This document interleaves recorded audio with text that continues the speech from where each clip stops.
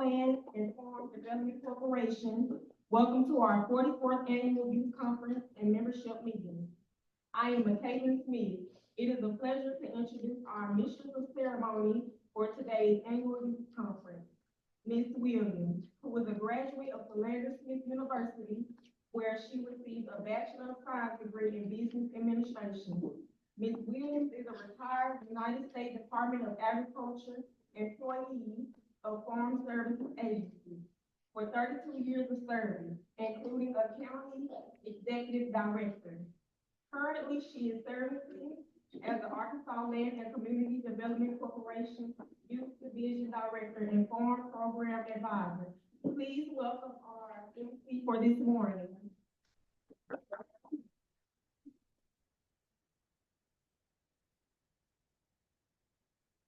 Good morning. Good morning. Good morning. Thank you, Caitlin, my coordinator. Thank you. And she didn't say that I love looking at you guys out there. Happy faces, all the schools that volunteer. I would say you volunteered to come. That's awesome there. But I called and you came, and I just want to thank you, USDA, oratorical judges, to all of my schools that came this morning, took out the time to come. So we are going to get started with an opening morning session with our president of the program, Alyssa Leon. Let's give her a hand if she comes.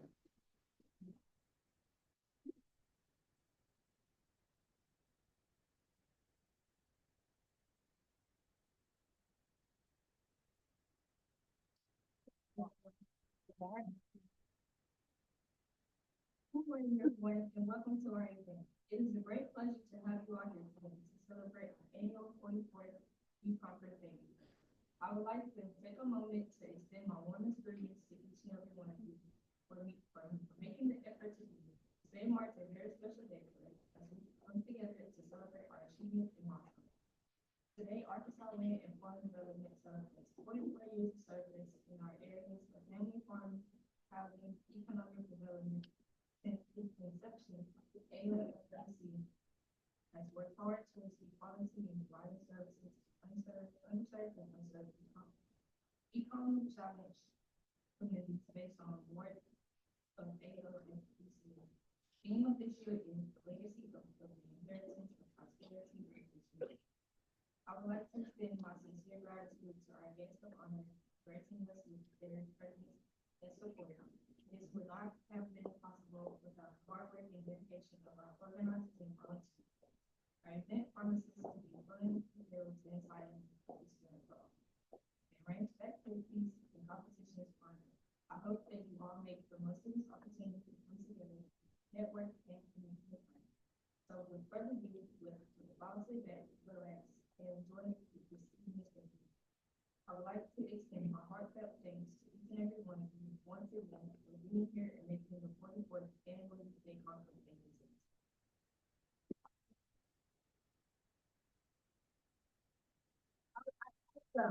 This is one of our participants in the program who has worked this summer for NRCS. And we want to thank NRCS for having you. Okay, next we're going to have Dr. King will do the overview. Let's give him a hand as he comes.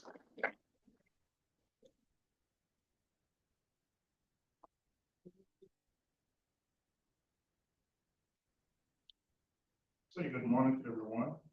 Morning. And let me express my appreciation to the youth director for giving me this opportunity to fill in on the program agenda. Young people, this event today is about investment. It's about investment. You investing your time in being here, one. And then two, it's about opportunity. You're taking advantage of the opportunity that's before you as relates to the information that will be presented. Those individuals that will be speaking and demonstrating their talent as oratorical speakers and their potential for becoming future leaders. Today is an opportunity also, as far as the program agenda is concerned, from the oratorical perspective, is to receive information from the university and colleges that are here that will hopefully enlighten you more so on what's available to you to deal with continued education as you move forward in preparation for your future career, your occupational career. But more than anything, when you look at the theme of the conference itself, prosperity within the context of the theme. When you talk about prosperity and being prosperous, and of course, being prosperous itself, or prosperous meaning the ability of one to have both ownership of those things that may be materialistic, or your ability to deal with capital earnings in the future. That's a career preparation. So from prosperity to being prosperous, and that in itself, being able to prepare yourself to be prosperous in the future and understanding what that task is before you. So both from the university perspective and all the schools that are here, as well as what you're really going to find is with our luncheon speaker as well, Dr. Tom. Both what his background is as an author, one has a career in dealing with education and working with youth, and the message that he will have to bring to you today while you're here. And I'm hoping that you, again, it's about opportunity, that you would take notes and learn from that particular presentation and have something to carry forward that will be beneficial for you in the future. And as much so as anything else, it's an opportunity for you to meet, see, and network with others from some of the other schools that you may have seen last year, have not seen, 12 months since along, and to have conversations. And it's good to build and to have those type of relationships as well, from one school to the other. And I'm sure you all are going to cheer on the ones that you are supporting in the oratorical leadership participation part of this program. So I'm looking forward for everyone's participation as we join together and both celebrating 44 years of service by Arkansas Land and Farm Development Corporation, and with us having the opportunity to be able to continue with the youth enterprise and careers in agriculture and entrepreneurship. The type of program service delivery itself, that will hopefully be a stepping point for you in the future. Thank you.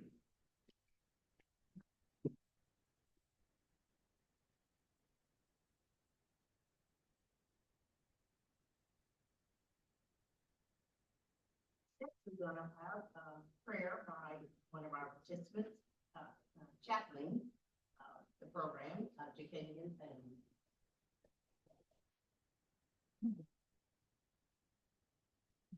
Good morning, everybody. How y'all doing? Good morning. So I'm here to do the prayer. I'm gonna ask everybody to bow your head. God, we want to come thank you, God, for bringing us all together, God, one more time, God. We want to tell you thank you, God, for everything you're doing and how you're doing it, God. Continue to bless us in our days, God. And we want to tell you thank you. In Jesus' name we pray. Amen. Amen.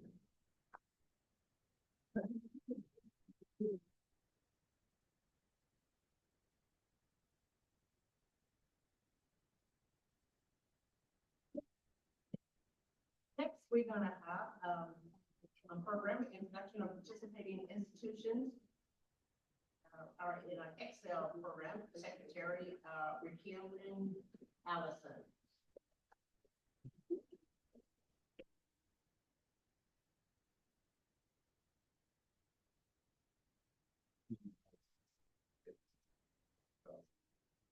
It's my pleasure to for our education and reform.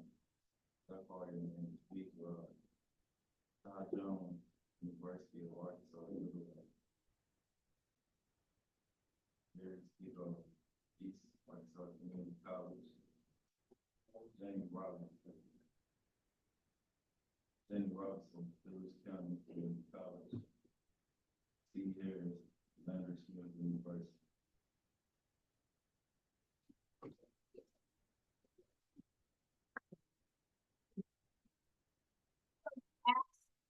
The institution, education institutions come up and, present your information. Let's give them a hand at this time. Class of Tech, University of Arkansas, Sherman College, East Arkansas Enterprise.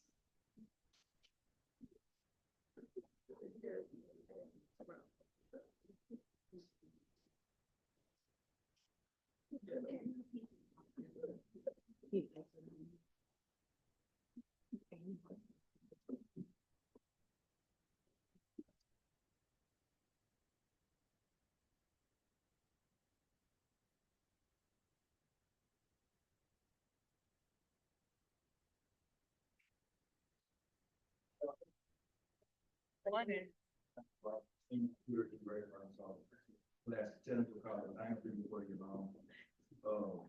Who I'm speaking with? Seniors, raise your hands.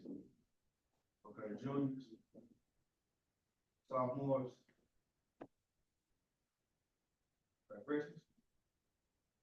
Okay. Anybody heard of the University of Arkansas Class Tech? So we're flagship community college in Central Arkansas. All right, we're part of the UA system.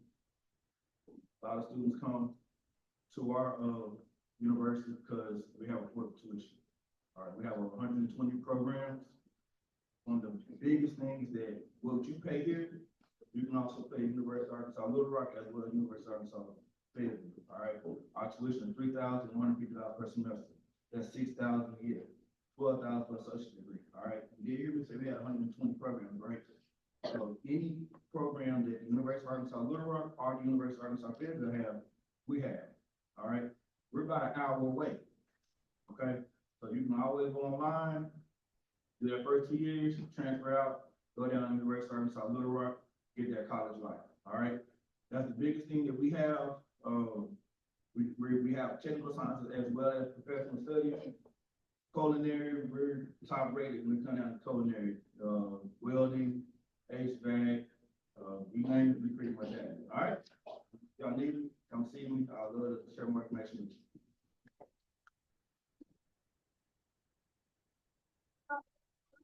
My name is Todd Jones. I'm the Southeast Arkansas recruiter for UA Little Rock. Like he said, if you'd like to go there for 2 years first, you can always transfer over to us at UA Little Rock. We partner with them. But at UA Little Rock, if you want to come here first, we offer over 100-degree programs, so you can do anything within like business. If you want to be finance, accounting, business management, you can do that here. Also, we have a lot of art. So like you want to do something in art history, art education. We're really big on art. We just got a new $20 million building that they showcase student art, balcony art, and just a lot of different opportunities for art students.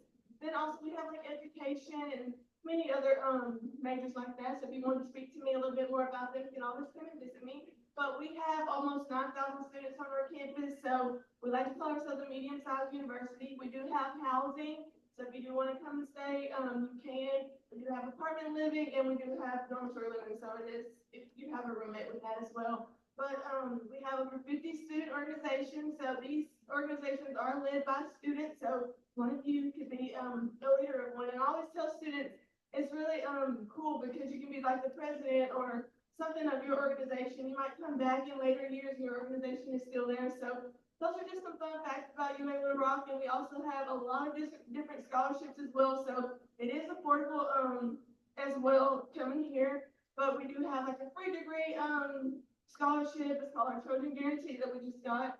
So there's only 3 requirements for it. So you have to be Pell eligible, meet the Arkansas Academic Challenge, and be coming in this fall 2025. So I've seen some some of y'all seniors in the room should definitely check us out. But then we also have 50% off tuition, which is another one of our big ones right now. If you don't have any scholarships, but you're at Mid-Town University, you can still have 50% off your tuition as well. So there's a lot of different opportunities, and if you would like to speak with me a little bit more about what we have to offer at UA Little Rock, come on to my table.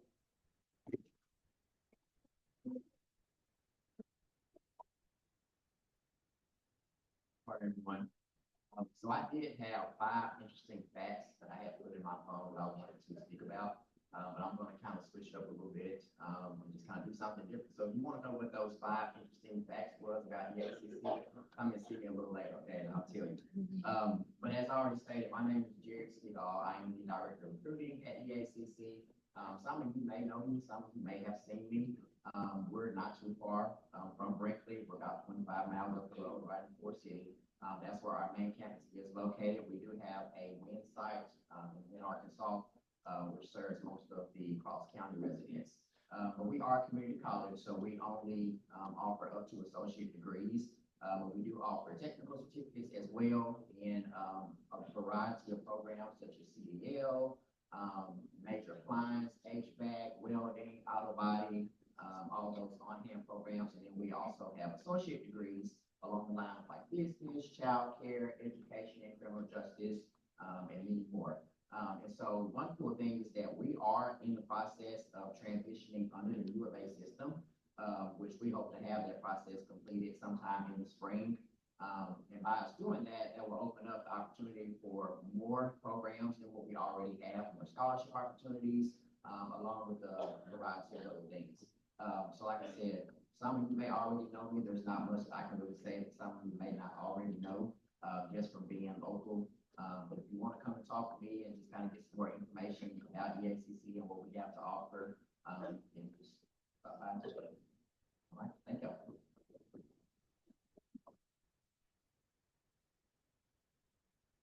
Morning. Good morning. Good morning. My name is Mrs. Arnella Hayes Carter, Director of Admissions and Recruitment at Shorter College, which is located in North Little Rock, Arkansas. We are a 2-year college. We are very small. We have less than 700 students that attend Shorter College. As far as our student-teacher ratio is 15 to 1. And your instructor will know you by your name, not as a social security number or ID number. And that makes a big difference. As far as tuition, it's less than $3,500 per semester. We do have a new dormitory on campus. We are very, very excited about the dormitory.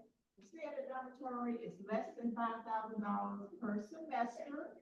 It's a little bit different. It has, it's more or less like I guess you would say, we have 4 rooms on top, 4 rooms at the bottom. There's a bathroom right there in the center for each student.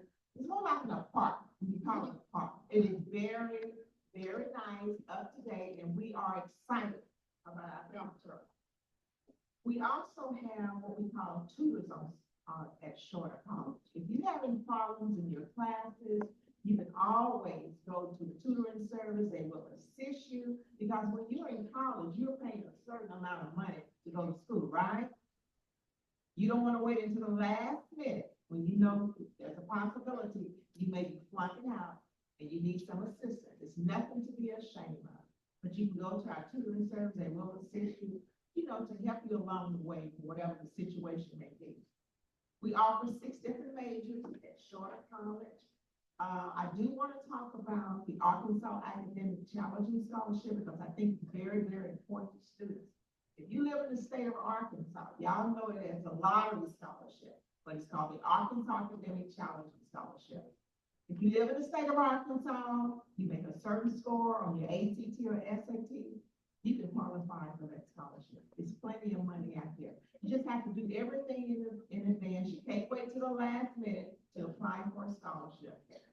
Make sure you do everything early. And to learn more about Shorter College, visit me at my table. Again, my name is Mrs. Carter, Director of Admissions at Shorter College in North Little Rock, Arkansas. Thank you.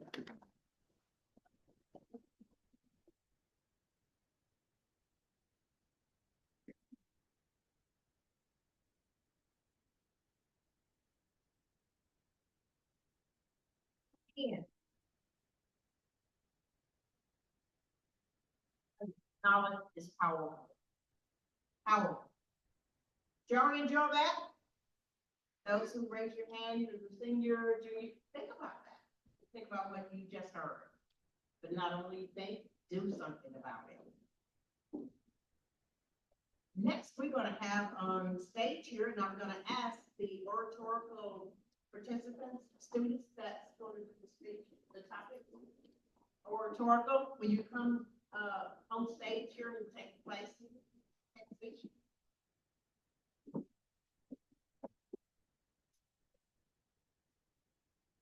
Awesome. It's like something to big thing. I am so proud of them.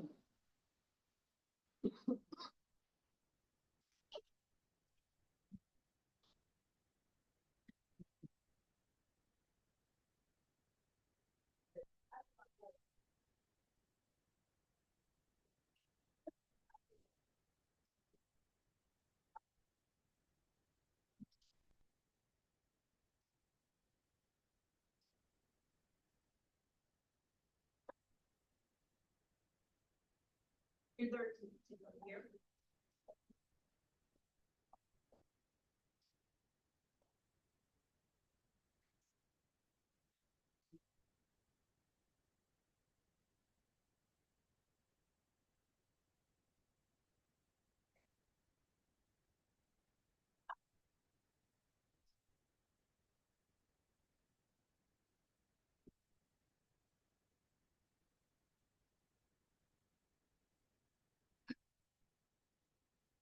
So we're gonna have Trenton Magic Jr. to do an introduction of oratorical judges. Our vice president in the program.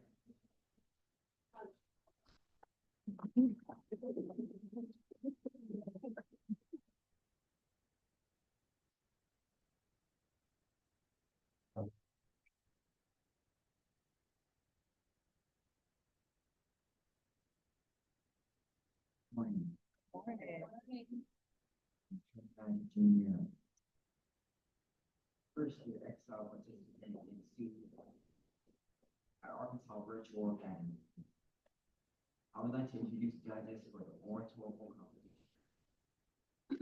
Say your name, please stand. First, we have Julie Word from the Natural Resources.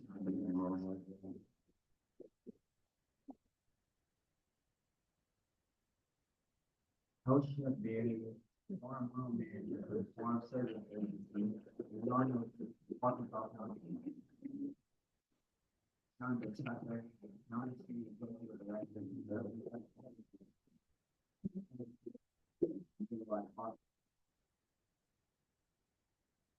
Harrison, Division of U.S.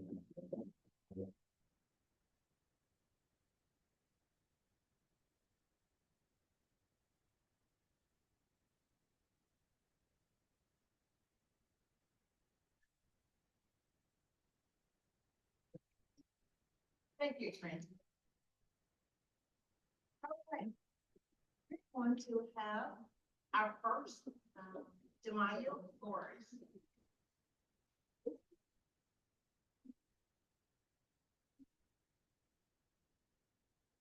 Hello. My topic today is about bullying within schools and communities and cyberbullying. 13 million students will be bullied in the United States this year. 1 in 4 million will be bullied.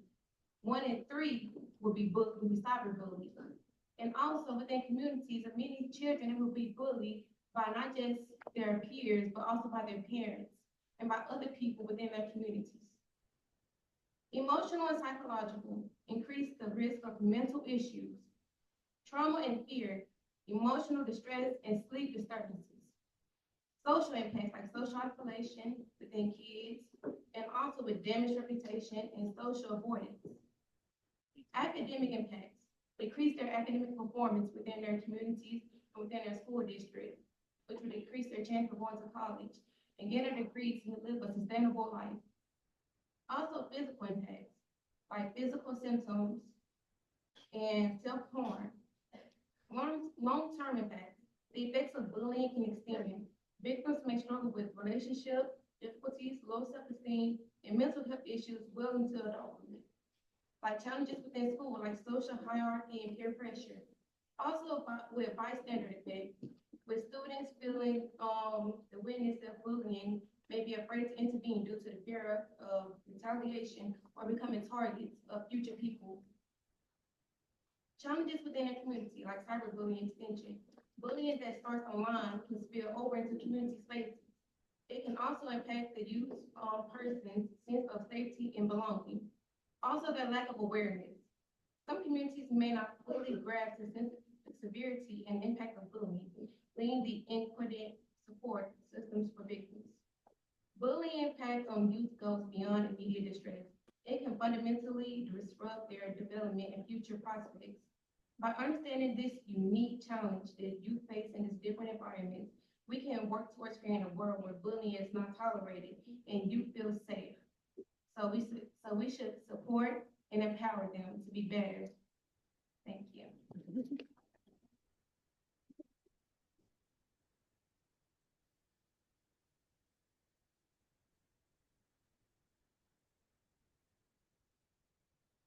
Thank you, Janaya.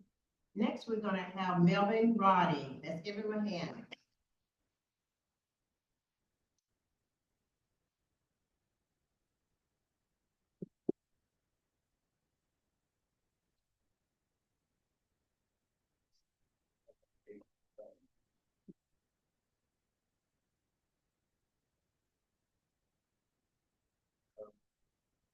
Pick from category 4, pressure from peers. Some of you may know peer pressure has a problem. But today I would like to talk about numerous categories. First, we have family peer pressure. The approach to that is that family push up their loved ones to their school district. You go so that they can be a better version of themselves. The cons to that is well, their loved ones get overstimulated because they have so much pressure from their family. So their childhood is interrupted, which, in my opinion, affects all kinds of skills. Teens are extremely trained. Need communication and social skills, which cause social anxiety, which you might want to know for my main point. SAD is considered as social anxiety. You may say it has nothing to do with peer pressure, but it's a big percentage of the population which young people are forced into growing up early and are told to have all ages experience. They become distant from others and they don't want to disappoint their parents. They take advantage of it. And they get free. They get peer pressure into doing illegal things and unpleasant behavior. But I just want to say this. Peer pressure is when they peer pressure is internal because they don't have any support and have struggle with social anxiety because some people just want to feel better about themselves.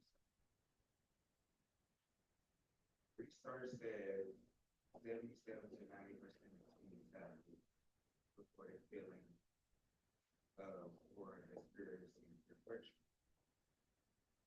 Peer pressure is feeling the urge to doing something because other people are doing it. There are all kinds of peer pressure spoken peer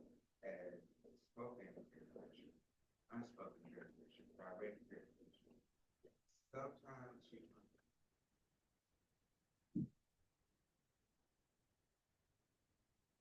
Sometimes your mind and mental state can be part of that peer pressure cycle. But if you ever feel like you are being peer pressure, take a step back and think, act or speak. It's a self-control. Some key goals you will do to avoid peer pressure. Think critically. Set boundaries for yourself. And last but not least, seek support when things are beyond your control.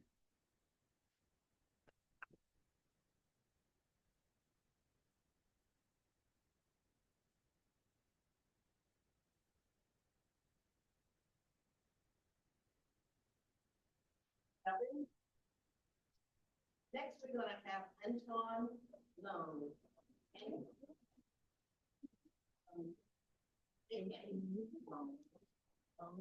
County High. Good morning. My topic will be on how gun violence has impacted the education system. Gun violence in the United States have reached an alarming rate in recent years, with schools tragically becoming increasingly vulnerable to violence. The implication of metal detectors in the education system represents a significant step towards enhancing student security.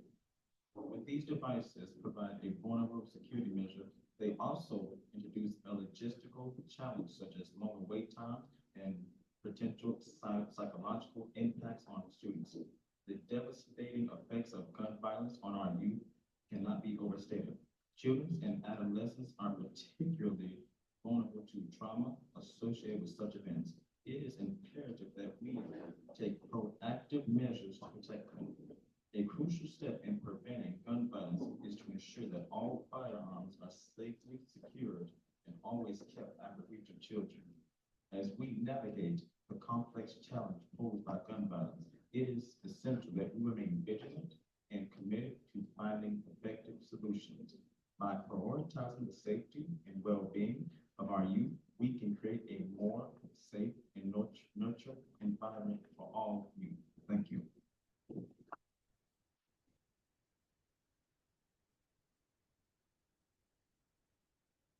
Thank you, Antoine. Our next contestant is Isaiah Franklin.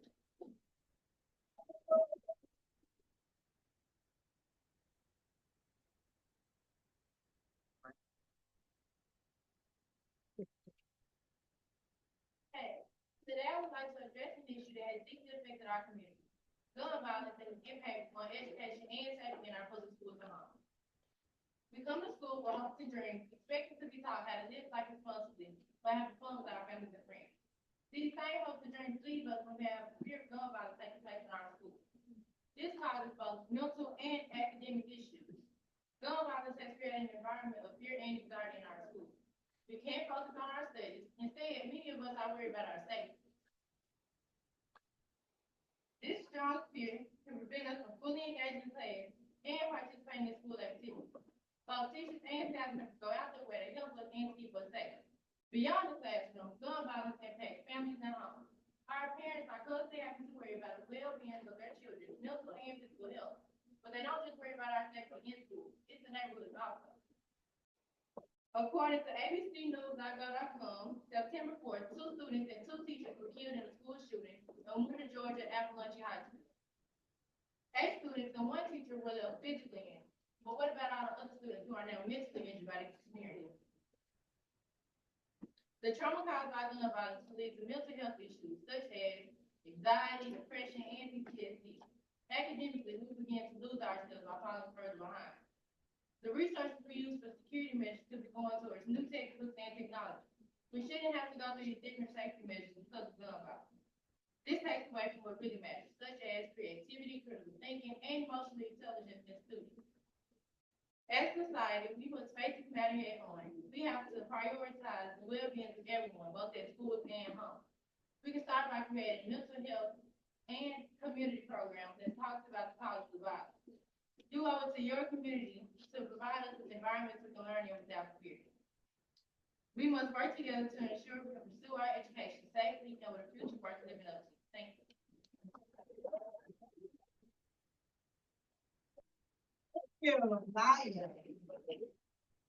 Next, we're gonna have Timothy Cannon.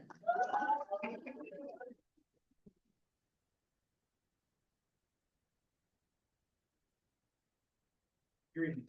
My name is Timothy Cannon from Kip Bible Collegiate High School, and I came to talk about the challenges youth face by dealing with bullying in school, in the community, and on social media. I want everybody to take a pause and think about them scrolling on their favorite social networking app. See something funny, you laugh at it, but then you get a text message from your friends saying that somebody posted something negative about you. Imagine all the things that can be racing through your head in that moment. And also, I want you to imagine all the things that you wish you could do to that person that posted that negative thing about you. Bullying, whether it's in school and on social media or in the community, can cause a negative impact on self-esteem. It can cause depression, and it can also cause a negative impact on one's character. Having self-esteem and confidence doesn't mean that you know you're better than everyone around you. It means that you know you don't have to compare yourself to someone around you. Having self-confidence, having self-esteem is something that most people struggle with. We can take this as an example. When somebody has dealt with self-esteem and something like that, they tend to value themselves according to the standards of the person that's bullying them. We can take somebody wearing their favorite outfit to school as an example. When they wear their favorite outfit, they feel excited and they feel good to come to school. But the moment they come to school, they don't get the reaction from the peers that they intended to have. Now all of a sudden their self-esteem is low. They start second guessing themselves about the things that they used to enjoy. And that also leads to severe depression.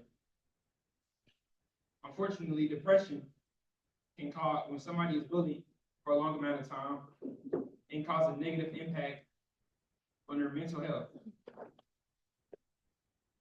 Due to this, this can be a very bad thing for someone's mentality, for someone's physical being, and it can also have a negative impact on the people around them. According to the National Institute of Child Health and Human Development, people who have been bullied and people who are bullied have an increased risk to go through depression. Another study done by the CDC says that in adolescents, substance abuse and suicidal thoughts are a concern. Unfortunately, due to depression, people can have suicidal thoughts, they can turn to substance abuse, and in some serious cases, we've seen depression lead to school shootings. Which leads me to my third point. Bullying can cause a negative impact in one's character. Most people don't have the mental qualities and tools that it takes to deal with bullying. So due to this, they adapt and have the characteristics of the person who acts superior to them. Just as one looks up to a person who brings out positivity, a bully person can look up to a bully and take the qualities that they have just so they can feel like they can fit in or be better than the bully. In other words, the one who was bullied can become the bully. Bullying can cause a negative impact in self-esteem, character, and it can also cause depression. So the next time that you feel like you have to talk about somebody or bully somebody, I want you to ask yourself, is this a good thing to do? Not only this, but I also want you to think to yourself, what would you do if you were in their shoes? Thank you.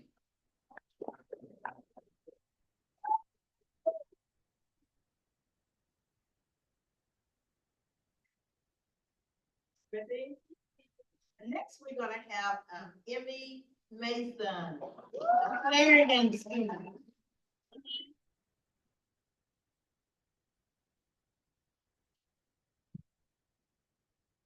Ladies and gentlemen, today I want to talk about some of the most pressing challenges our society faces.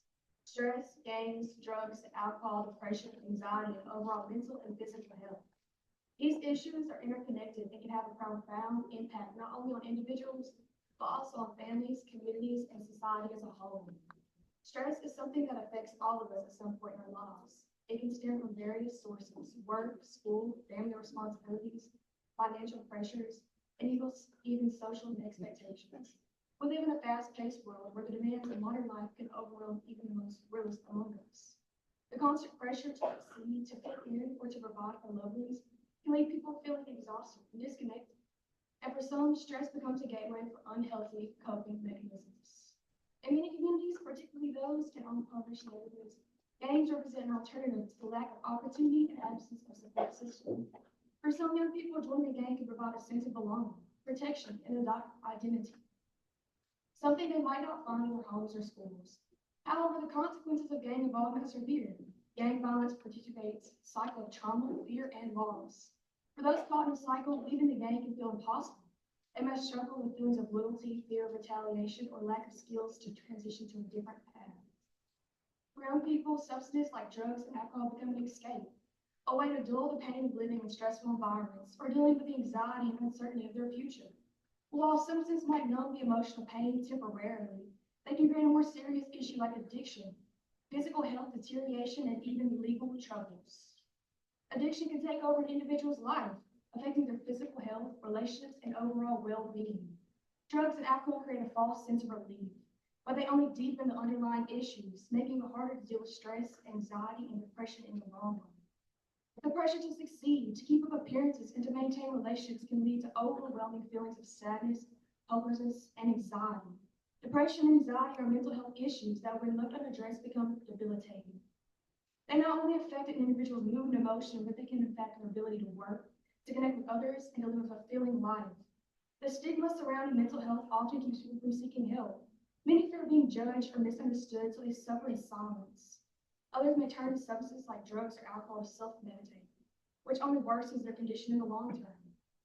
And for those living in neighborhoods marked with violence, poverty, and instability, depression and anxiety can be even more pronounced.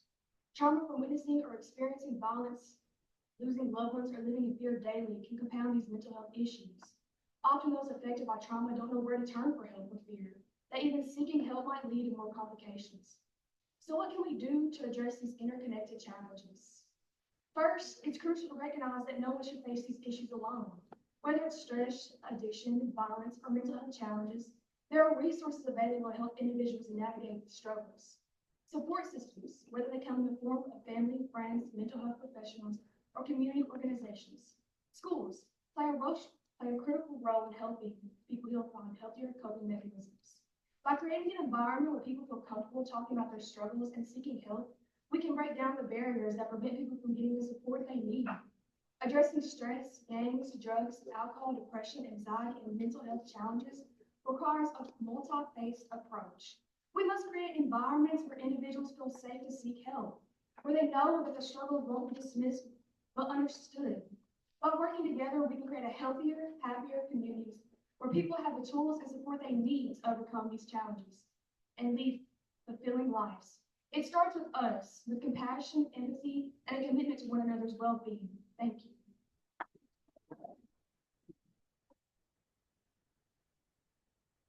Thank you, Emily. If all of these contestants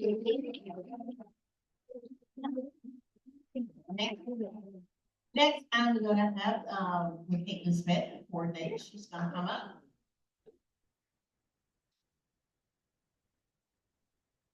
Let's give all these participants another round of applause. So it's a little dead up in here. So I want to introduce all of the schools that's here. So when I call your name, I want everybody to get hype, represent your school. So we're gonna start off with where I'm from, Mariana Lee High School. So where y'all at? Yeah, y'all people better than that. Come on now, Lee High School, where y'all at? That's all y'all got? Okay. Since we in Brinkley, where is Brinkley High School at? Brinkley? I can't hear y'all. Okay. Clarendon High School, where y'all at? No, y'all can do better than that now. What's going on? It's too early. Come on now, it's 10:24. Okay, do we got Blytheville here? Blytheville? Anybody? It's from Blytheville. Okay, make some noise.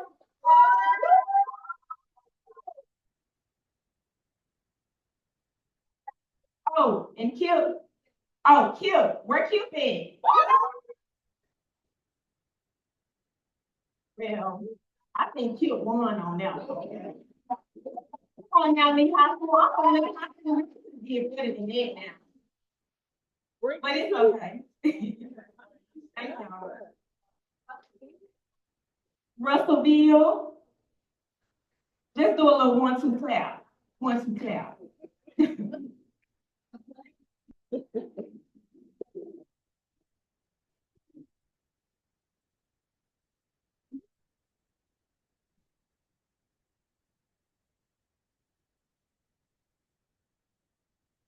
Okay, we're going to take a break. And let the judges do their tabulations. We also have door prizes underneath the tickets.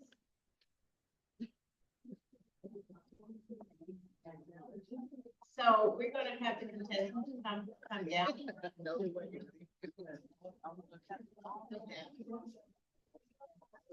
Let's give them another hand and do awesome. You all have been awesome.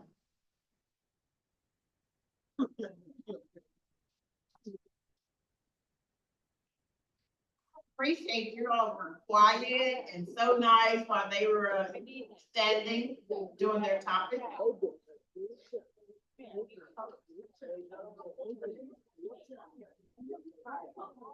I'm gonna step back.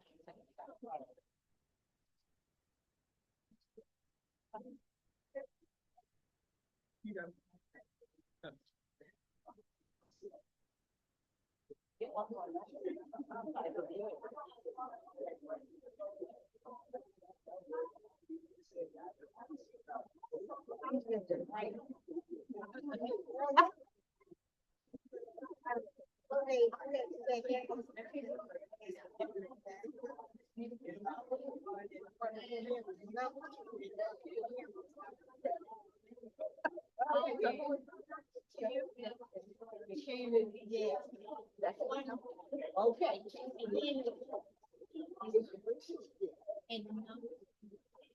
You young lady before you. I mean, I can number one. She didn't.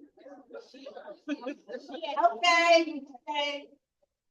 I'm gonna call your number and see if you have it in your hand. All right. Trying to persuade you to do it. Trying to bribe you to it. Okay, who has 221-652? 221-652. I'm gonna call it 3 times and that's it. This is the last time. 221-652. My name is Brooke.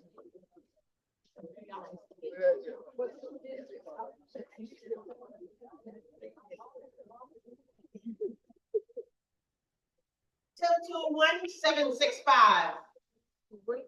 765, last 3 numbers, 765.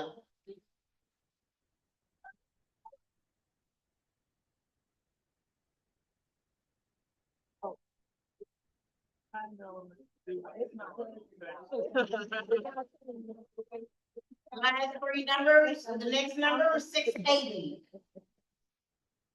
680. Yeah, okay. All right.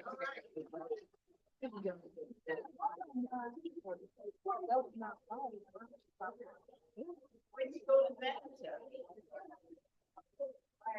Now, how you coming up here?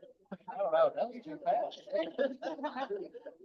Which go to I don't know what the time was. I have time to do this one. Our next one, 757. Last 3 numbers, 757. All right.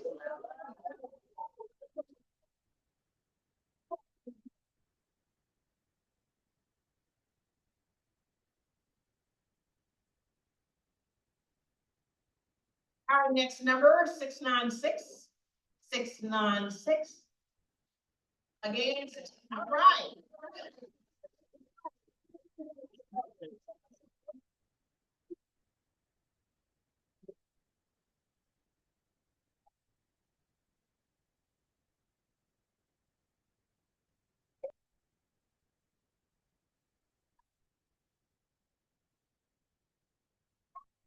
You can take a break and go and visit the colleges over there. Their information that they have, you can go visit it, and then we'll come back and later on we'll have more door prizes. Thank you.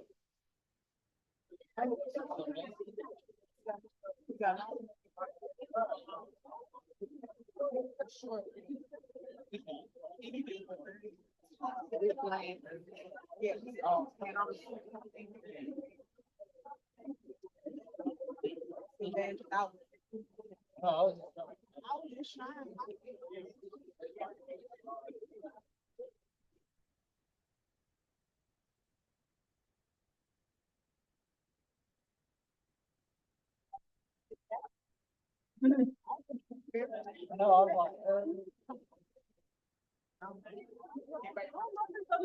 Everybody want to piss into them.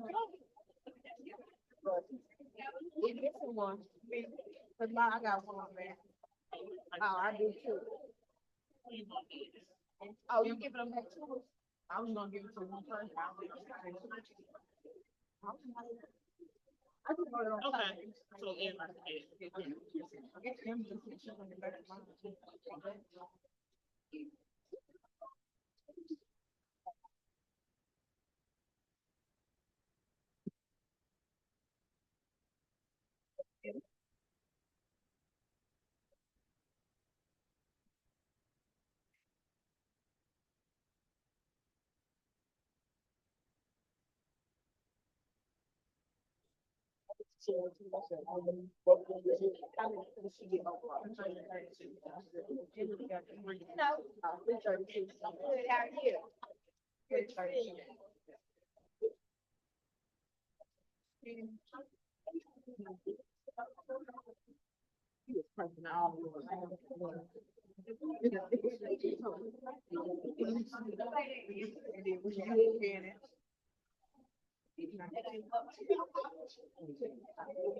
Behaviors together.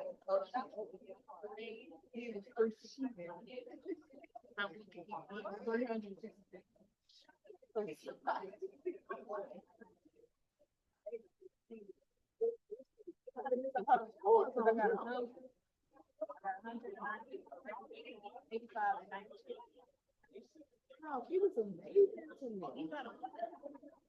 100. And then you should- and I would think, he was amazing to me. Really second.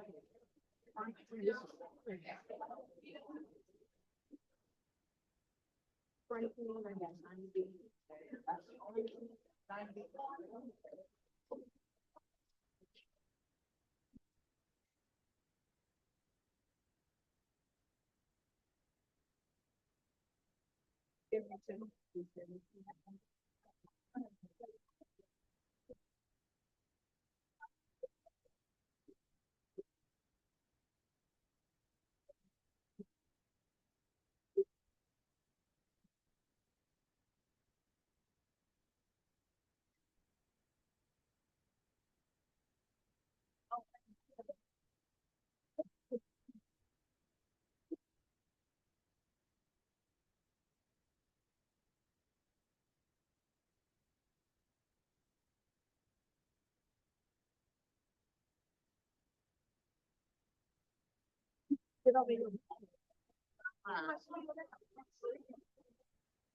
Everything.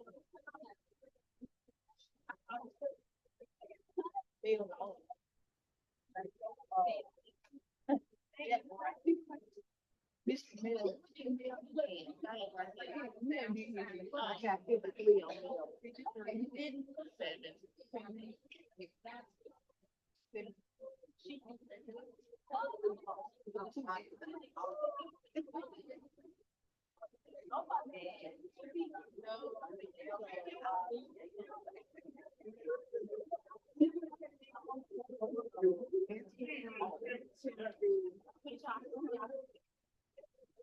it's on the back.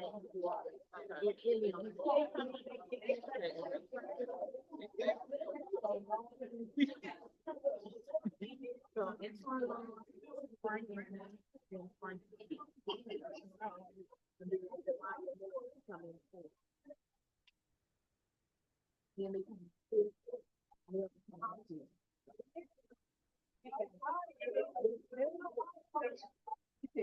it goes long. As long as we said it, we should just look down to the matter, they shouldn't do it. Oh, no, Frank can do certain things. Yeah. It should be.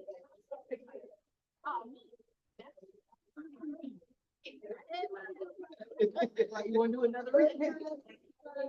Okay,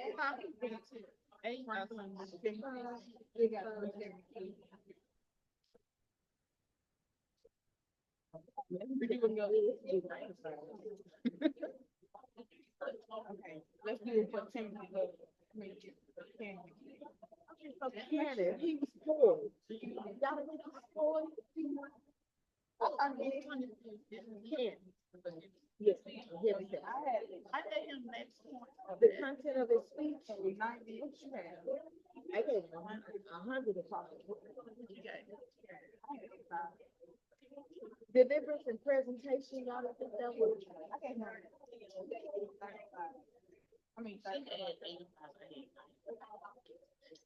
I'm trying to put, trying to get that. I got it. You got 95? I had 85, you had 90. You had 100. On 3 seconds. Yeah. Oh. I mean,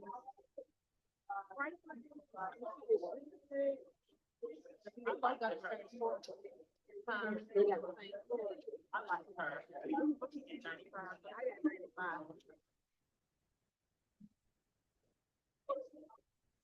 I like her. Engaging to me. That's the thing. She got 5 foot on her.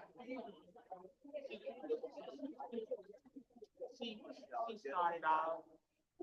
She wasn't reading, you know, right? And then she was, so that's why. So Timothy went up to 360. But he was engaging too. He gave a lot of. He gave a lot of. He did. But she used hand gestures and, you know. Oh, okay. Oh, she. Okay, so we got 360 now for him. Okay. So yeah, it's Franklin is next. And he was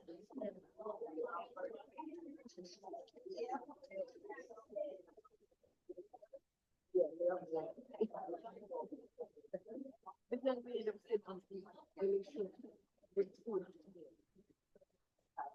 right. He did. He's gonna be I just fell in love with him.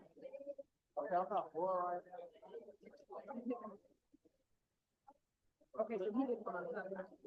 Yeah. But one of the meetings, she's so dry. No, yeah. The first. Oh, I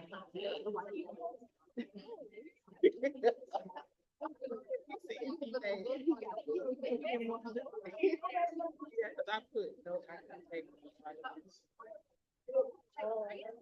come off and then I can see the last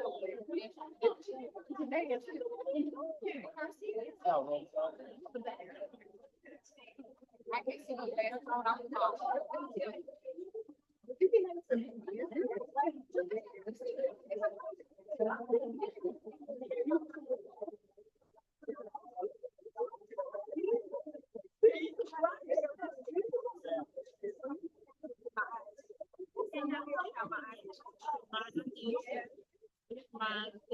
I have to get where reading and I got contact, so. You got contact?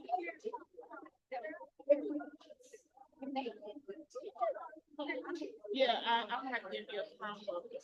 So I keep a pair at work and.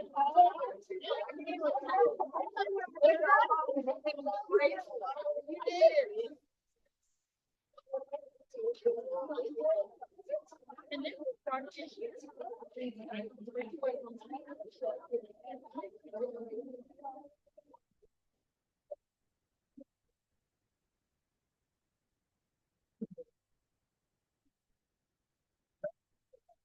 friend, he had the same.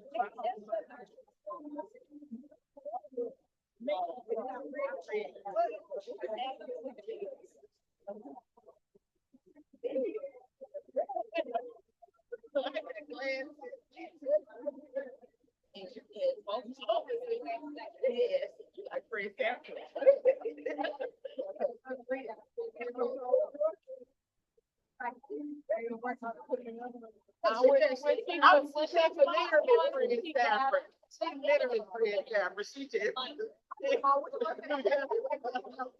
But it really helped though, because when I forget my glasses, I go in her office and get me a chair. And they be like, "Girl, got something to do with it."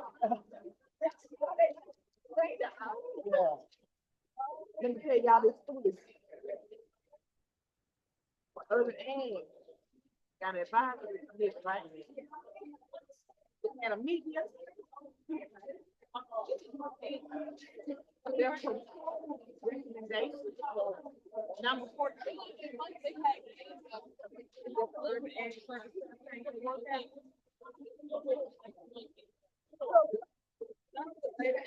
And we should.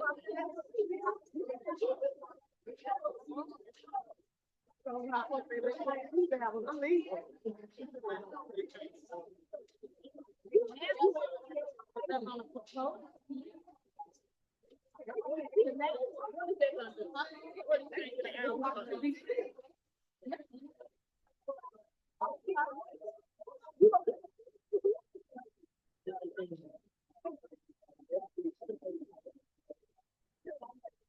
No, we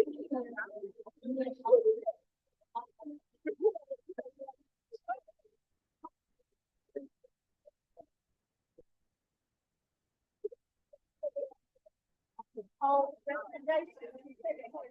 Nothing happened. Wait a minute. I'm gonna say, okay,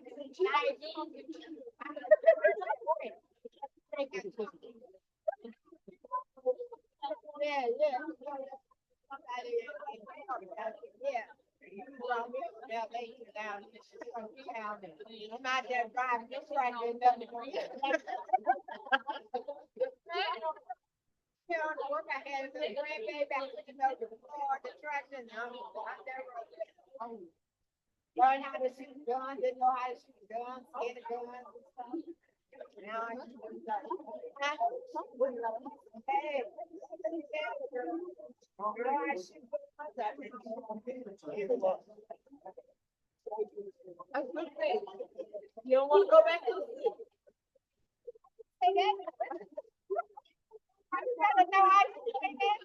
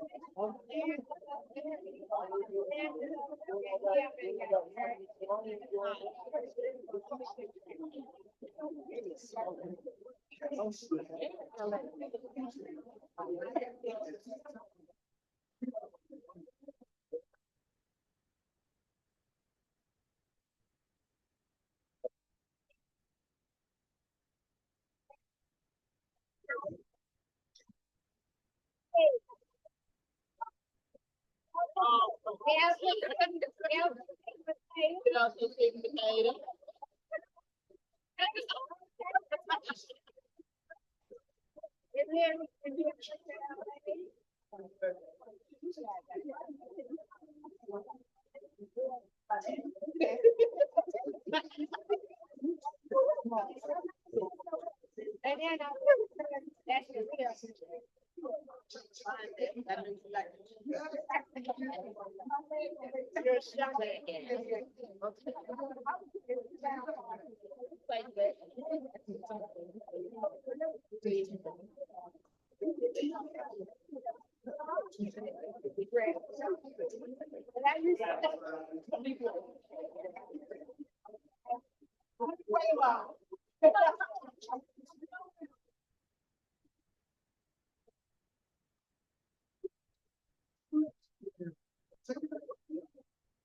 I used to do that. Hey, I turned 80. Yes, ma'am.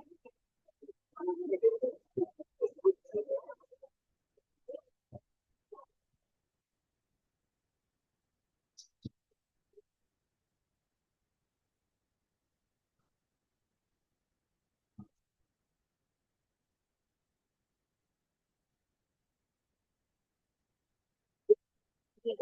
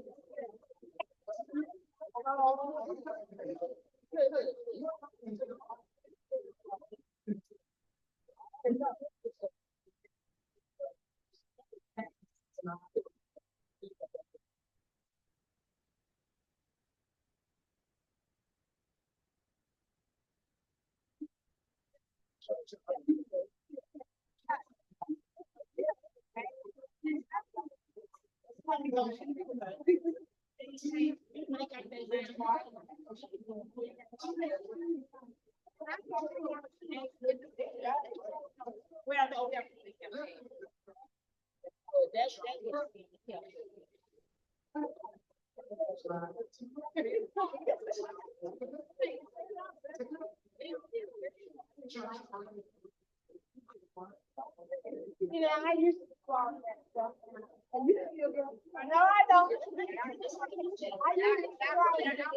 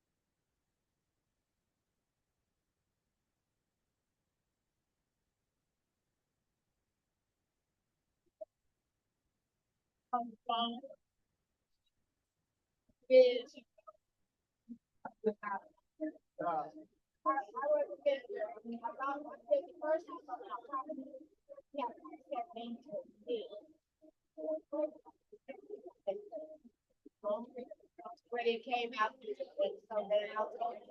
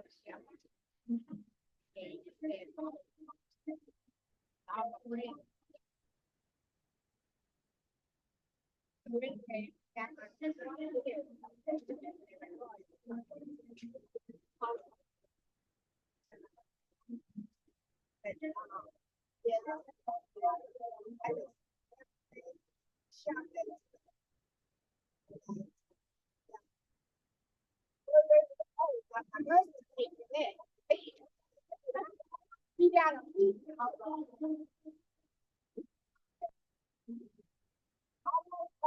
to that wall.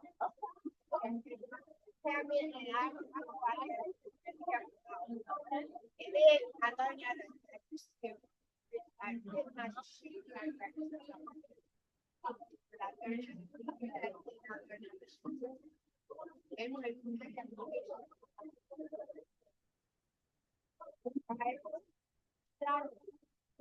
and all this time,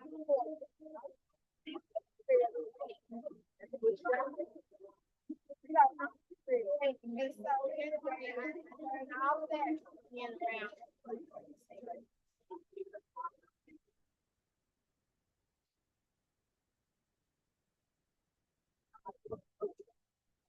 It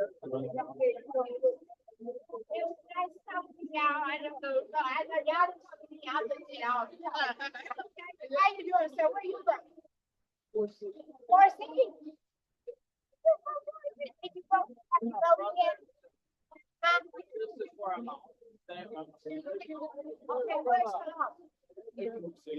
Huh? In Ford City.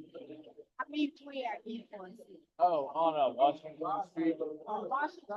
Yeah, Oh, okay. like you're going towards Wayne. Okay, okay. Well, you have, what Oakland Church of God? Have you voted yet? Oh, not yet. Or get to that vote and go. Yeah. Anyway, I've done all of this. Oh, really? Yeah, I've worked with kids, I've done all.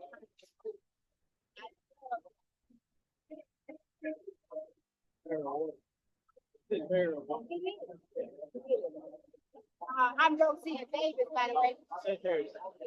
St. Harry's. Harris. Okay. All right.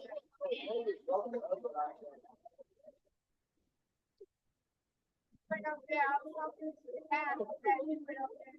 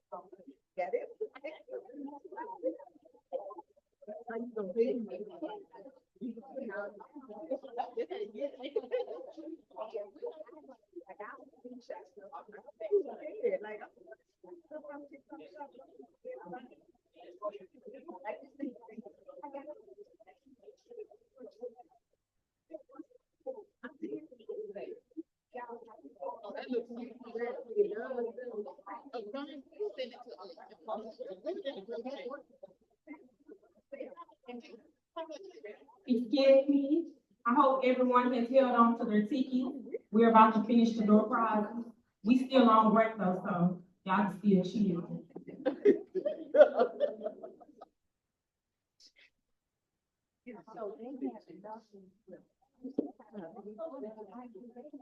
Two, two, one, 771. 221 771. 221 771.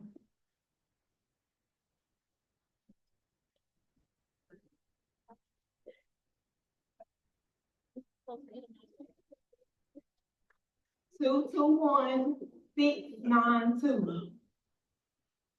221-692. They said you need to shake the bag. Anybody? I need to shake it up home. We got a winner. Who is it? You?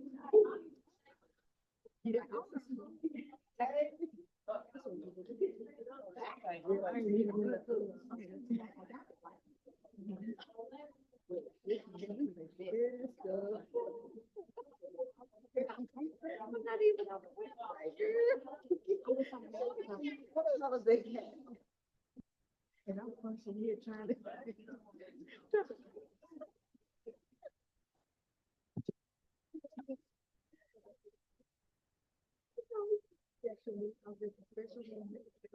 Two two one 665. 221-665.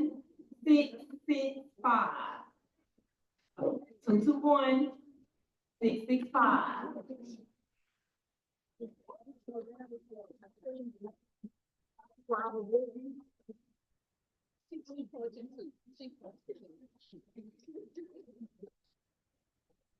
Special, my friends are special, just like me.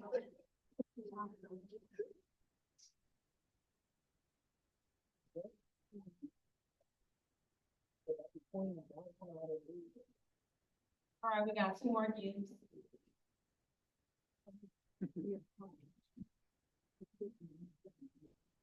221-734. 221-734. 221-734.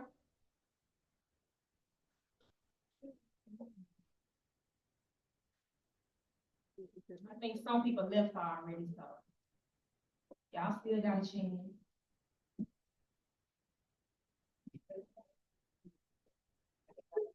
221-669.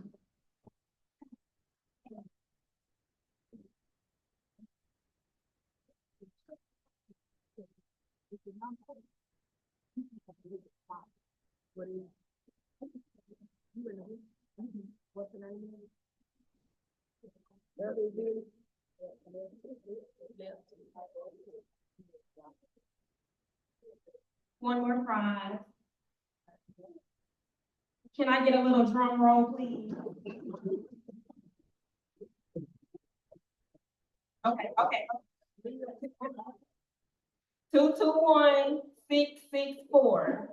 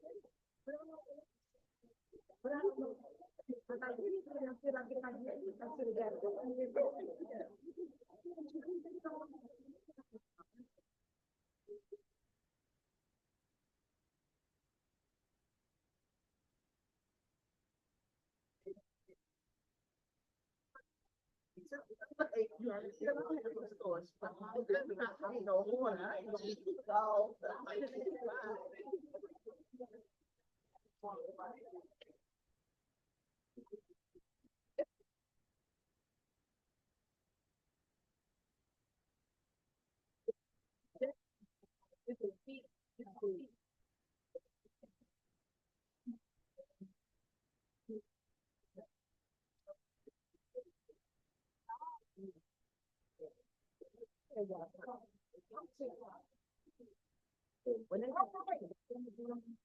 had more than 15 minutes and a good break. So we're going to ask the oratorical, speakers to come back up. And we're gonna get ready for the judges to tell, who won. So I'm gonna ask each and every one of you to come back up. And, Kip School, Ryanville, yeah, Lee County, Lee High School, Woodruff.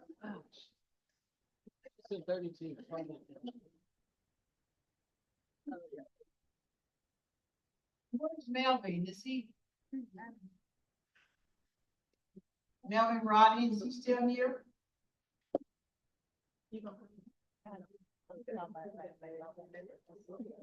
Huh?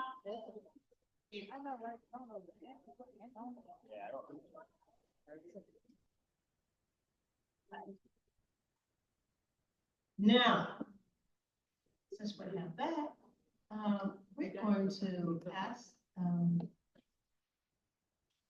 gonna have, each one of you to come up and say something. And, just tell which school first and just how, what, you know, you feel, how you enjoyed, what it meant for you to come. And you're representing the school. All right, let's start. Antoine.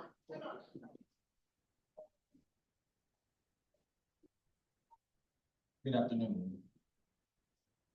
My name is Antoine Long, and I'm from Lee, Marion, Arkansas, which is Lee High School in Marion. And today has been very interesting, to say the least. I really enjoyed my time here to support all the speakers, so I just want to congratulate them for their speeches and different things like that. And what grade are time. Thank you. Which grade? Oh, 12th grade. All right.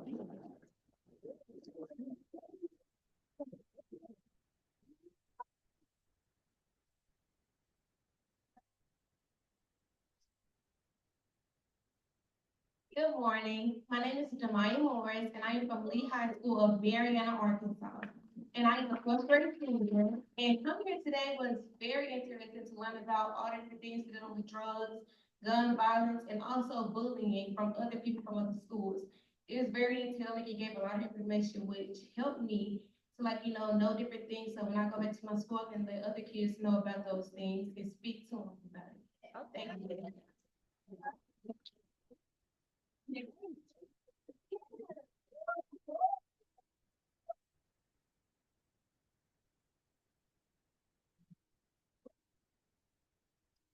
Good evening.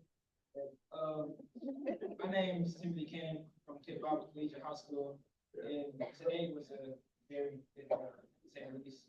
I don't really see today as a competition or anything like that.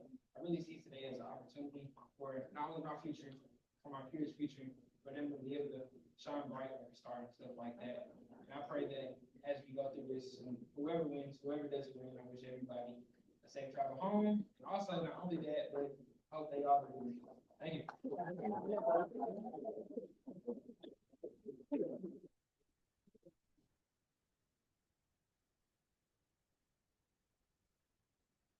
Hello, my name is Emerson, actually. Emerson Mason, I'm from Clarendon High School. And believe it or not, my day actually started off in Brinkley because I live in Brinkley. So I had to go all the way to Clarendon, come all the way back to Brinkley. Now I go all the way back to Clarendon to get my car. I'm in the 12th grade. And today has really shown and impacted that even though we're all from different schools, we can really come together. Like I saw some of my peers were having a little fun with the peers over here, and they were all dancing and everything like that. So it really just shows that even though we're from different parts, we can all come together as one. Yeah. And also with everything that we set up here, it really just shows that we can help bring our community together.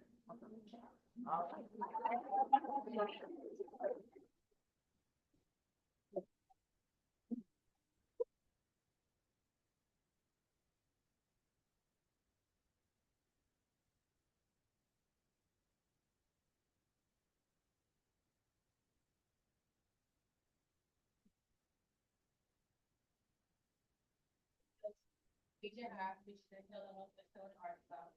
And I'm in the 10th grade. So today has been interesting. I had fun with a lot of different schools. My girl up here with this blueberry, real cute. But it's just a cool little environment that I'm like, I like seeing y'all enjoy yourselves.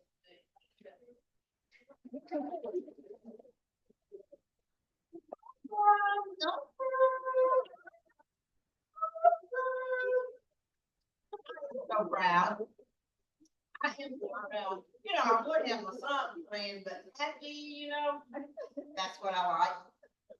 Anyway, we're gonna have the judges. I just want you to be comfortable. And I know the judges had a hard time, you know, making the decision because you all were so great. And just everybody just say, yeah, we were great. Fabulous. I want you to make the noise and bring us the winners. Who's gonna bring it? Who's gonna bring it up here to us? All right. Young lady, she, probably, yes, as she comes, I just want to tell you a little bit about her. She was also one of our participants in the program when she was just a little girl, you know. Now she is a beautiful young lady, worked for NRCS, United States Department of Agriculture, Natural Resource Conservation Services, that's NRCS, okay? All right, and let's have as we work and this word, okay?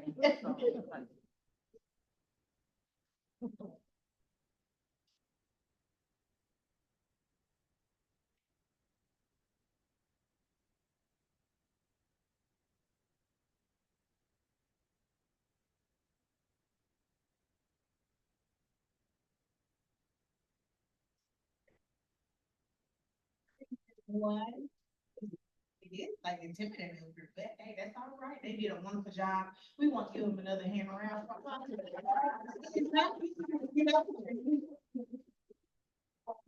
Like Ms. Janet said, I am Angela Word. I do work for NRCS. I'm the soil conservation for Lee County, Marietta, Arkansas.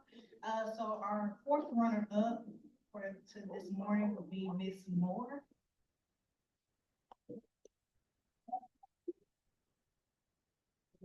Morris, I'm sorry.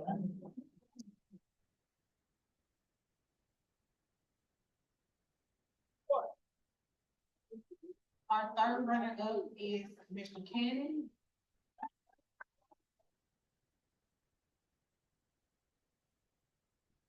Our second runner-up is Ms. Franklin. And at least the overall winner is Mr. Long.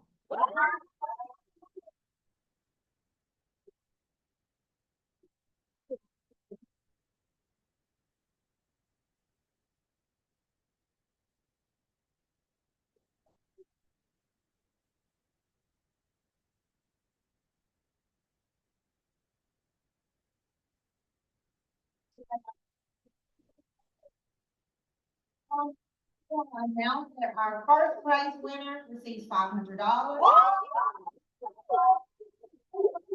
second place winner receives $300. Our third place receives $150, I believe, not written on here, and our fourth place receives $75. Let's congratulate you.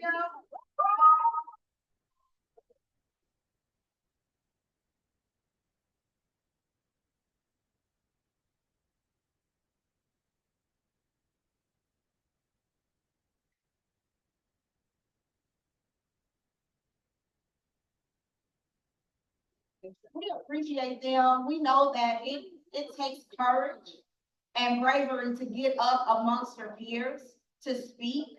And we appreciate you all for giving them your undivided attention, because sometimes in crowds like these, we know that a little communication can go on amongst the tables. But we are so proud of you all. We thank you for, being quiet, listening to them, paying attention. That is, key to, success. That's one of the keys to success. Even in your classrooms, you have to pay attention. Give them another hand of,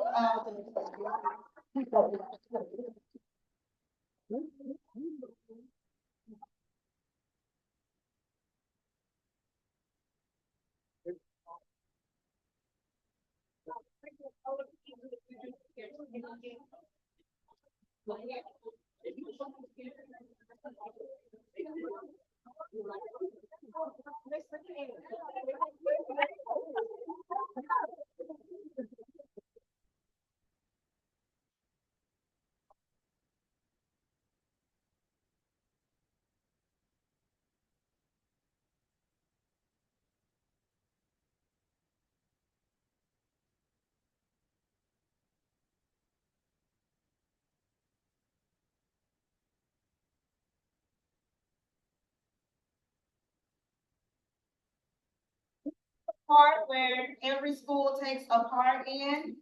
Every year, we always give the school that brings the most attendees $250. Last year, it was Brinkley.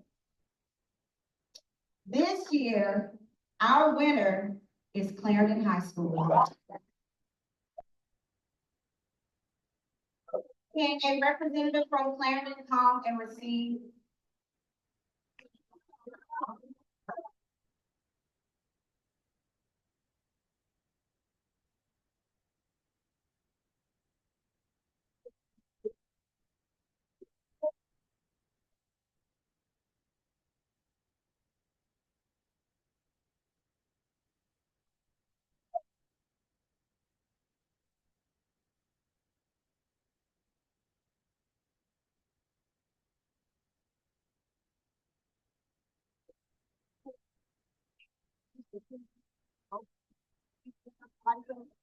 Say what? Yeah.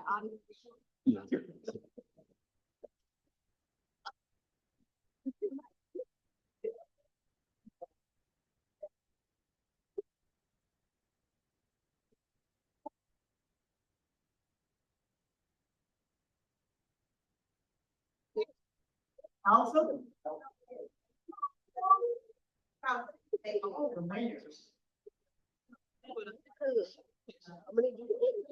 I mean, they can't agree. They can't agree. Work, will win, right? Work will win. Dr. Carr, to come up and take the stage. And we're gonna, ask you all to, be just as you have done. Be quiet and listen as Dr. Carr comes up. First, we're gonna have a introduction of a keynote speaker, Ms. Brenda F. Carr. Come up.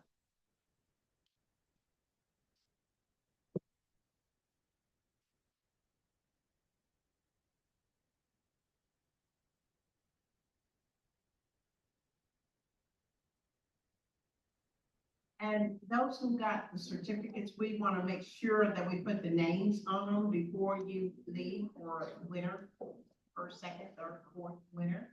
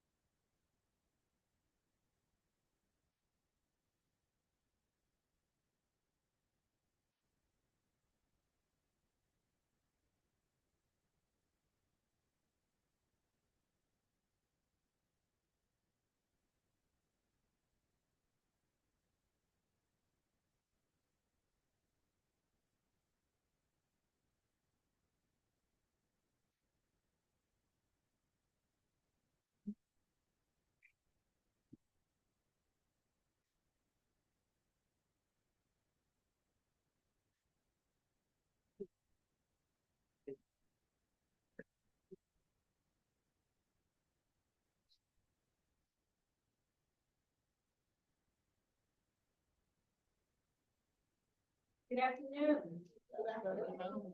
Ladies and gentlemen, and to these wonderful young people. To the president, Dr. Calvin King, and his official staff. Now, I'm not usually the person to introduce this speaker, but I have this pleasure of being the chosen person to say to you, this awaiting audience, who the speaker today is. Our speaker is a man who is honorable, inspirational, and admired by his grandchildren. Not to mention, in their eyes, he is their hero, without a doubt.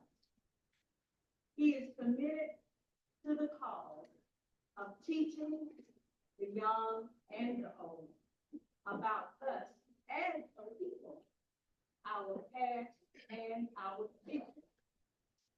Our speaker is a native of Forest City, Arkansas. He is a graduate of Forest City High School, the last of the class before integration. He is a graduate of Philander Smith College of Little Rock, Arkansas, with a degree in special education. After completing his degree, his first job was teaching special education in the North Little Rock School District. Now, fast forward, our speaker, he met this wonderful woman of his dreams. That's me. All right. I like to add a little humor, but it's true. We were united on October the 10th, 1981. Young people, that's a good math problem for you. Our speaker also taught special education at El Dorado School District.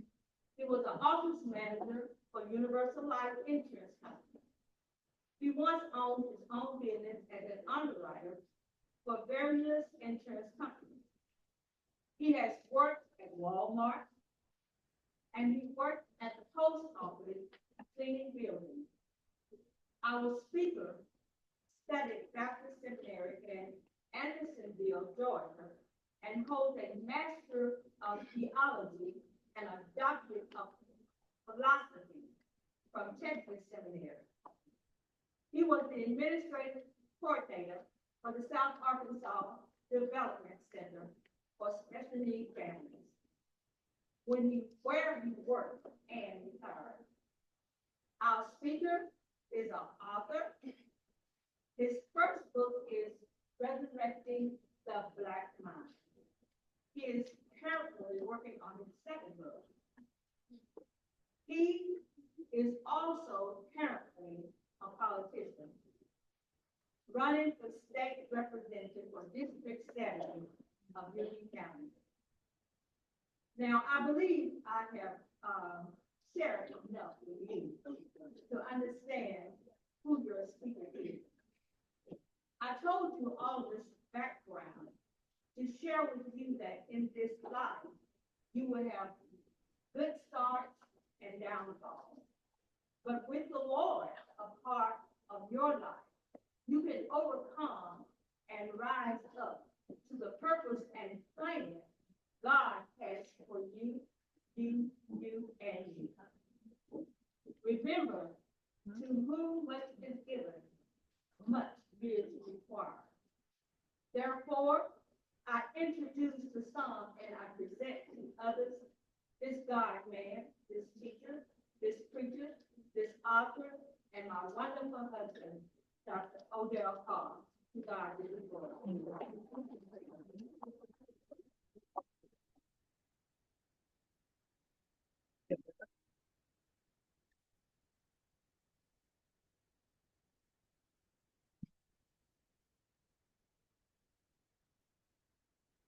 I am certainly grateful and honored to be in your midst today.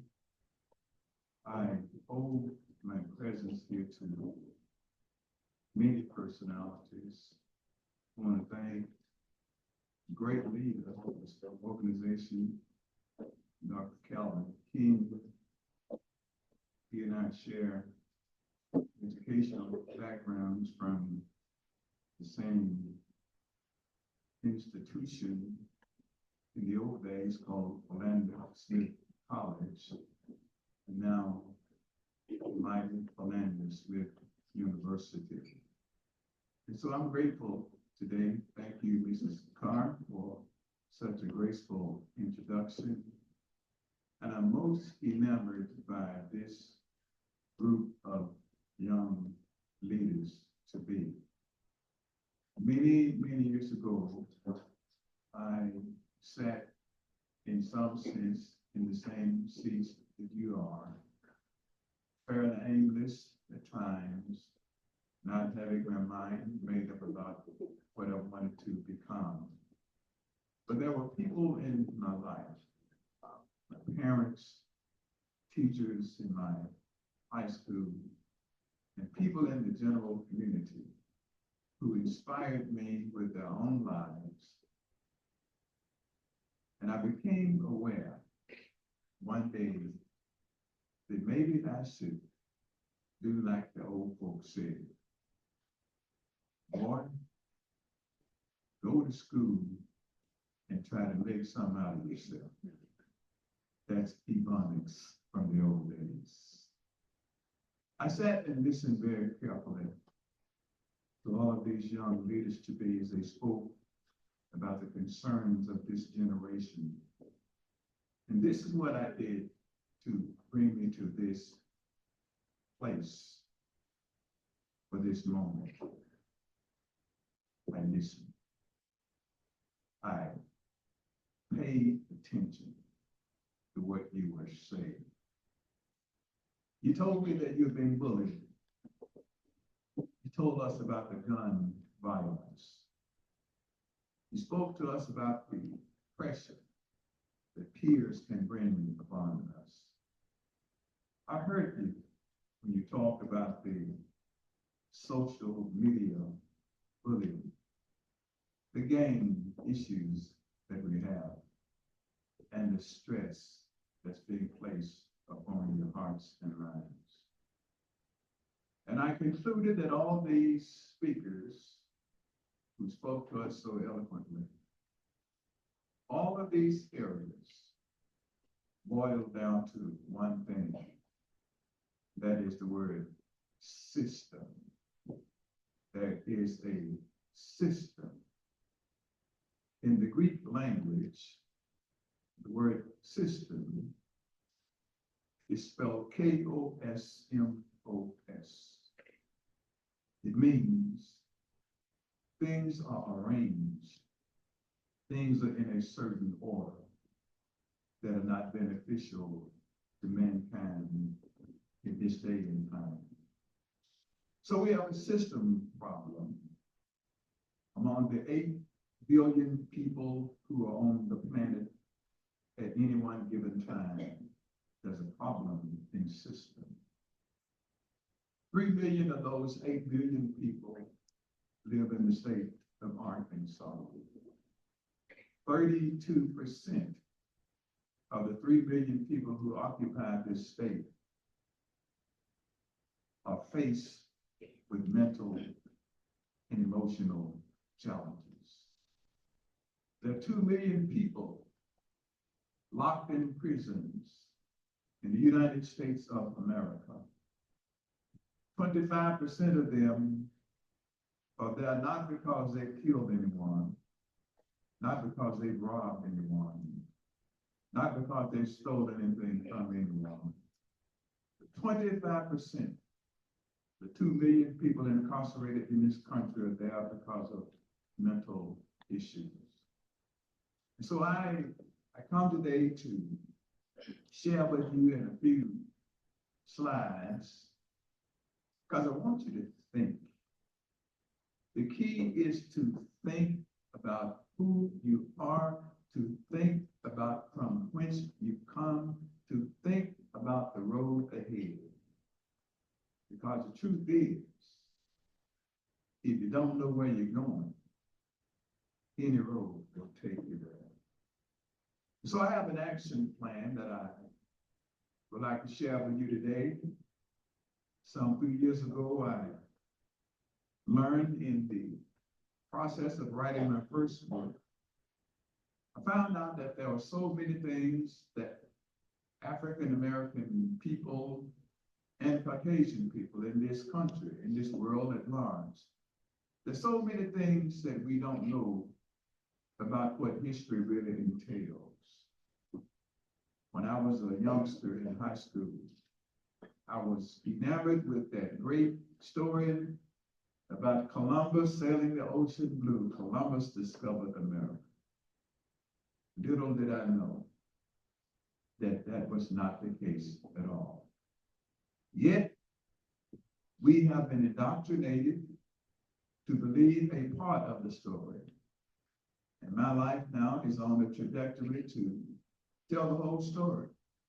So what have I done? I've done several things. Number one, I founded an initiative called the Arkansas Freedom School. Wherever you are, that you're learning about the contributions of African people to world civilization, you're part of the Arkansas Freedom School. November the 13th of 2023, the person who was the gubernatorial candidate for the governor of Arkansas called me on the telephone. We argued back and forth because I said I don't have time. I'm too busy with other things. I concluded that it does not take long to decide to do what I can to lift my community and to help my people. So one day later, on November 14th, 2023, my wife and I were in Little Rock at the Rotunda, and I signed my name as the first African-American person in District 97, El Dorado, Arkansas, to run for the Arkansas House of Representatives. I signed on to work. I intend to win.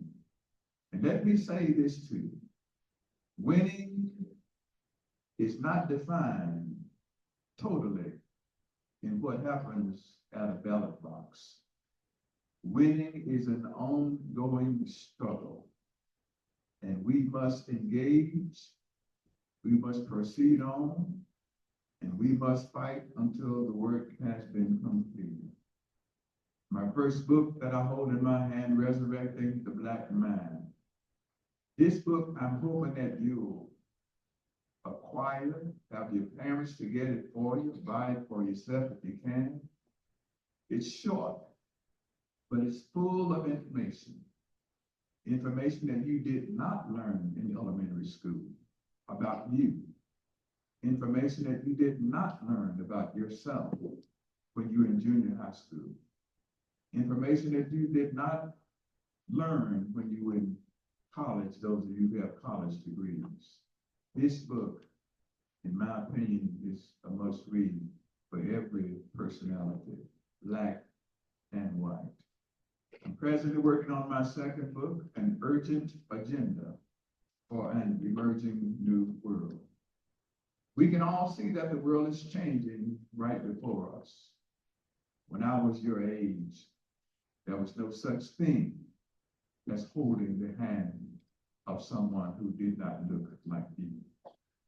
When I was your age, there was no such thing as being kind to someone who did not look like you. But the world is changing now. And I'm sure you know by now that in the next 20 to 30 years, the world will be much different than what it is today, ethnically, in this population. And so I came today to ask for your attention. I want to show you a few slides, tell you in brief about something that may trigger in your mind to think. Because once you know yourself, That is true power. And keep this in mind. Powerful people cannot afford to educate you. Because once you are truly educated, you will not ask for power, you will take it. So I'm here to share with you in visual form about 10 or 12 slides. And I want to talk with you as we review what we have on the screen. Now, I want you to look at what here in front of you. I just want you to preparing leaders in the 21st century. This is an age of enlightenment. What do you mean? The Africans in antiquity, they saw time moving in a circle. And what you are familiar with as the zodiac, that was really the African way of saying we see time just like pieces of a pie. Each piece divided 12 ways, time lasting for 21,000 years, which was an era in civilized history. These are things that we did not know, that I came to learn, and I want to enlighten you. I want you to understand that there is a psychological DNA in the African personality that is unique to itself. If I were to ask you, what does DNA stand for? What would you say? I hope you would say that it stands for deoxyribonucleic acid, which means it's what we are made up of. We all look differently. We all speak differently. As a matter of fact, if I were to say, where y'all at? I'm going to show you on a slide that's to come that the person who coined the phrase Ebonics, that's my dog. That's my homeboy. We speak in a language that we understand and we're successful at it. But in the world of psychology, we are hardly understood. For example, a student in an environment where he or she is learning about psychology might be presented with this statement: look over there and get the book off of the sofa. Well, y'all, that's not the world I came from. The world I came from, Mama would say, go down the couch and bring me that book. Well, that may have sounded like broken English, but it is ebonically organized, and it is understood by those who studied this phenomenon. Next slide. 14 miles from here, in a place called Biscoe, Arkansas, Robert L. Williams was born. He was born one of 18 children. He worked in the cotton fields right in this area. And he noticed that Black people and white people were so different in how they presented themselves verbally. Well, this man is the father of Ebonics. He first coined the phrase Ebonics in 1973 because he discovered that when it comes to psychology, that we ethnically interpret, we ethnically see information, and we use it based on how it works for us. This man is from Biscoe, Arkansas, right here almost in your laps. He was a psychologist. He's a graduate of Philander Smith College, and he worked at St. Louis University. He's deceased now, but he's a major major player in why we do not understand why we talk the way we talk. When we say y'all, we know what we're saying. And when others say you all, they know what they're saying. Dr. Williams was an advocate for helping us to understand that we talk the way we talk because it comes out of our cultural DNA from our home. Next slide. This man, Professor Amos Wilson from Hattiesburg, Mississippi, he is the modern Robert L. Williams. You can't see what's written here, but I'm going to read it to you because it's fascinating. I studied this man's work to complete the manuscript for my own book, Resurrecting the Black Man. There is an enormous amount of information that you do not have, that you've not been exposed to. But thank God for the internet, because now we can go back and find all these great and powerful minds, many, many men and women who have been crying in the wilderness like John the Baptist. This man, Amos Wilson, these are some of his words. Many of us go to these schools to become qualified to work for whom? To work for them. Why do we assume that they're going to have jobs for us? These people are having difficulty making jobs for themselves. The greatest challenge that the European economies are facing today is that they are not generating enough jobs for their own people. And you can see that right up close and personal. And even though America is bragging about millions of jobs it's creating, those jobs are part-time jobs, low-wage jobs, and jobs that have little or no future. So when people talk about creating jobs, you have to ask, what kind of jobs are being created? That's why the system is not investing in Black education. It no longer needs Black people to maintain its employment structure. You see it bringing in people from the outside the nation to be employed. You see it even in hiring in other nations and other places, offshore, as we refer to it. This man was the Martin Luther King of what we did not know about how the psychological DNA of your mind works.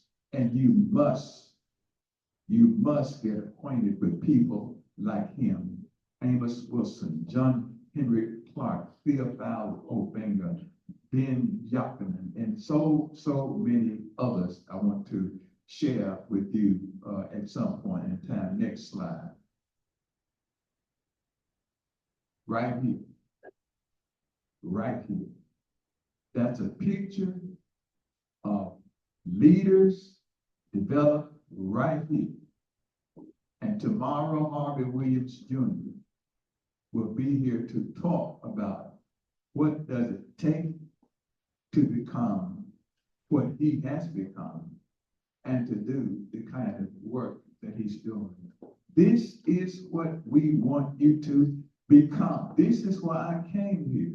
What you're looking at is a picture of today and a picture of tomorrow, laboring and working together.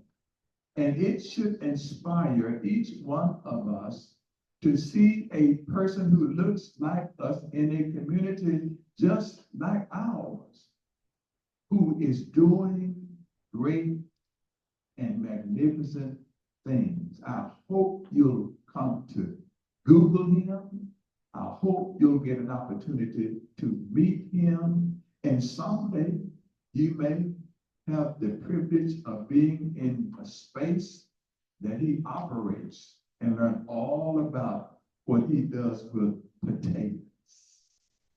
The word potato, I remember as a young college and high school student learning about George Washington Carver and how 300 products were developed from just a peanut.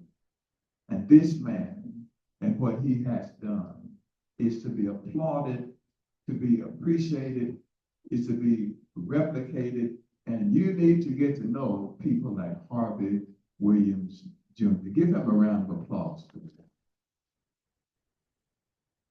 The Alfred Studio, family owned, located in the richest farmland in the county, the Arkansas Delta. They have deep roots in Arkansas and have farmed their land in Phillips County for 4 generations. That may sound like something small, but that's a gigantic enterprise. Next slide. The history of farming. The history of farming. The history of agriculture. Every discipline has a foundation. And the history of farming and agriculture did not start in Arkansas. The history of farming did not begin and have its roots in the United States of America. But farming, in its history, its basis is in a 12 million square mile location where there are over 1,000 dialects spoken, 241 different countries on the continent called Africa. You often hear Egypt, Egypt, Egypt.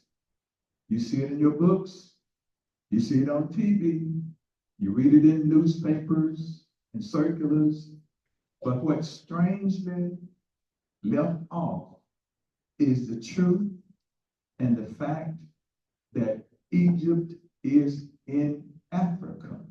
Keep that in your minds. That river is not the St. Francis River. That is called the Nile River. The Nile River is the longest river in the world, 4,120 miles long. That's where farming first began. Every year, the Nile would run over its banks and create the kind of soil that was so rich that in that part of the world, civilizations were built right alongside the river. And that same methodology is being employed even in this day and time. Wherever you have water, wherever you have rivers, you have civilizations. Those of you who may move into the avenue of farming and cattle, your cattle will survive if they have water. And water in creeks, water flowing in streams and rivers means life to the economy of all humanity. So that background picture that you see is the Nile River. It flows north to south. One part of the year, the waves just take you down, down, down to the Mediterranean Sea. And the 6 months later, the wind brings you back. It's a phenomenon no one can explain, no one can completely understand, but it is so. That is the Nile River, longest river in the world. It is in Africa, and it is information that you need to know that is heretofore has not been published worldwide. I'm trying to get over to us. In order for us to have the truth about what has taken place in the world, we have to have not an indoctrination, but an education. And indoctrination is simply information that I present so that you will see the world based on what I say. But an education is an explanation and a presentation about what has happened in the entire world from the beginning until now. Next slide. And this is very interesting. And this, if I were in a medical conference talking to a bunch of doctors and nurses, they wouldn't like this. Because when you go to the doctor,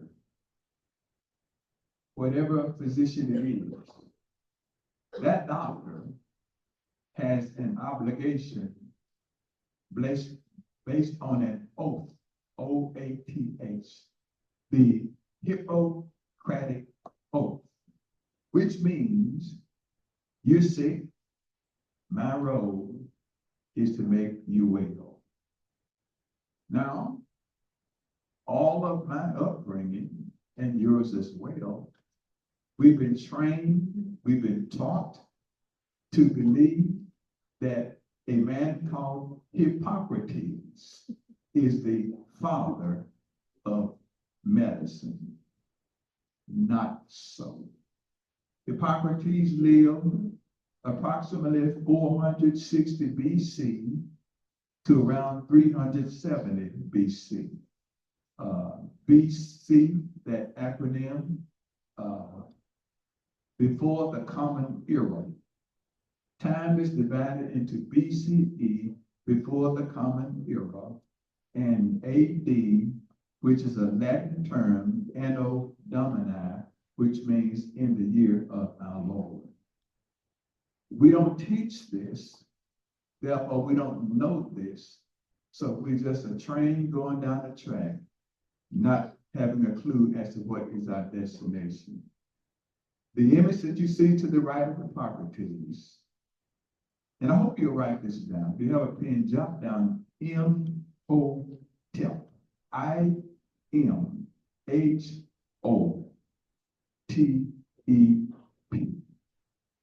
M-O-T-E-P. That Black Egyptian African figure is the father, the true father of medicine. The person you see to the left, Hippocrates, who lived in Europe and in Greece, and the person you see to the right is Imhotep. The Mediterranean Sea is a body of water. For you geography students, the Mediterranean Sea is a body of water that divides the continent from Africa and Europe, the Mediterranean Sea. Imhotep is your first physician. Imhotep is your first architect. Imhotep is your first builder. The Mummy. How many of you seen the movie The Mummy? The Mummy. When you saw that movie, in that movie, there are references by the actors and the characters in that movie to this man who's called Imhotep. The great Plato, the Greek Plato, Plato himself, in Plato's Republic, Book 7, Plato instructs one of his students, understudies Plinius. And Plato says to his understudy, the people across the water in a place called Kemet, K-E-M-E-T, we get all of our knowledge, we get all of our information, we go to school over there and come back home and share. So don't let nobody tell you that Hippocrates is the father of medicine, but that ain't true. The father of medicine is this man, Imhotep. This man lived 2750 BC. Now you tell me, how can a man that's just getting here be the father of something when he was preceded by someone else who did the same work for thousands and thousands of years? Next slide. Engineering. Some of you will become engineers. Some of you will work in this great field of endeavor. And you'll need to know who the first engineers were. The first engineers were people who lived, again, in Africa, in Egypt. And this gigantic monument that you see before you, I shouldn't have to tell you what it is. I shouldn't have to say that that is the Great Pyramid of Giza. I shouldn't have to say to you that this structure is 481 stories in the air. I shouldn't have to say to you that this structure is 13 acres going all the way around. This structure has 2,500,000 stones. This is the Great Pyramid. What was it? It was a structure built by the African ancestors. When they finished the structure, they put a capstone on it. And it has been said, when you looked at it from miles and miles away, it looked like a star sitting in the heavens. And this is the work of the first engineers. Look at how small the cars are. Look at how tiny the people are compared to that. And get this, no one yet has come up with a way to rebuild what has already been built. And that structure is there 2700 BC. And in its original structure, in its original form, you couldn't put your credit card between the stones. Next slide, my time is running out. You know what that is. That's proof that Columbus didn't discover America. That head was found in a place called La Venta, which is now in Mexico, sitting on a platform. The platform was examined for its age, which is done by carbon dating. That stone head weighs 40 tons. That stone head and the platform that it's sitting on dates back to 281 BC, before Christ. Think about it. Next slide. Next slide. Astrology, astronomy. What's your sign? What's my sign? Your ancestors saw time moving in a circle. And when you study astrology and astronomy, you get a feel for what light cycles are really all about. I don't have much time to talk about that, but that's part of the planning from antiquity. Next slide. Interesting, I'm cut short time. This is where I want to go. Every person in this room, and I'll be done, has been introduced to a picture, a figure of Christ. And every person in this room, all of your life, been presented with a picture of Christ as a white, blonde hair, blue-eyed personality. That's how it's been presented. Well,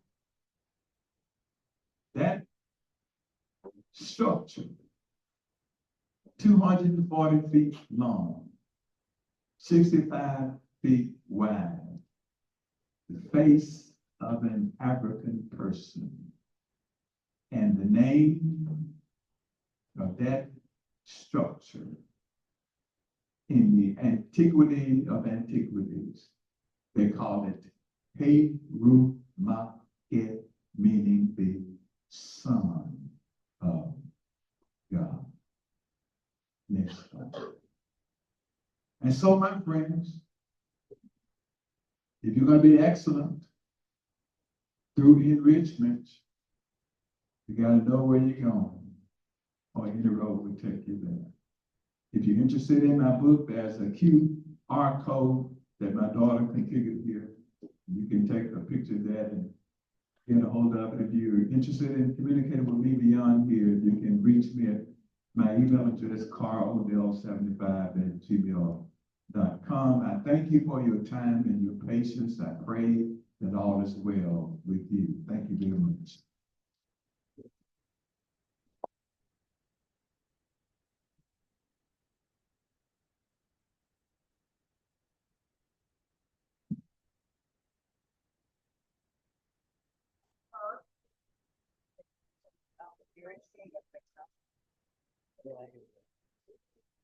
The wealth of information system, things arranged in certain order and not being beneficial for mankind. That was good. Next, we're gonna have, on the program, our award of special recognition. But we're gonna, line up to eat. I think they're about ready to serve. And then while you're eating, we'll do the, award recognition. So I don't know what order they want to start. Some ushers out there, ushers. We need somebody to organize, start serving. From which order? The last tables on the back start moving right now. Last table on the front back. Go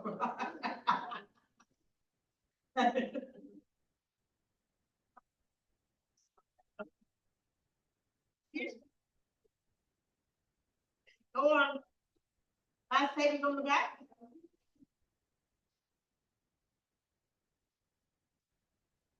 Let's move quickly and we can get the ship on the road.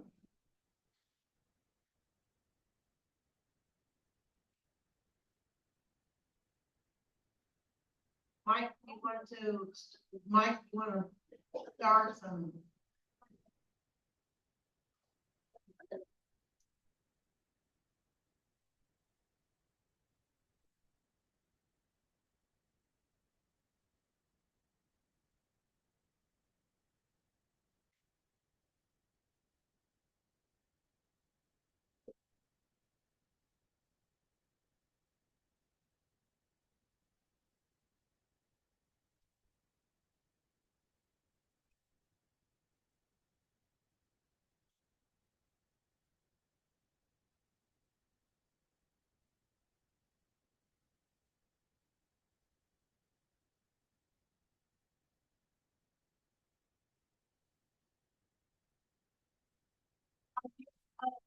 Row can start moving, line up.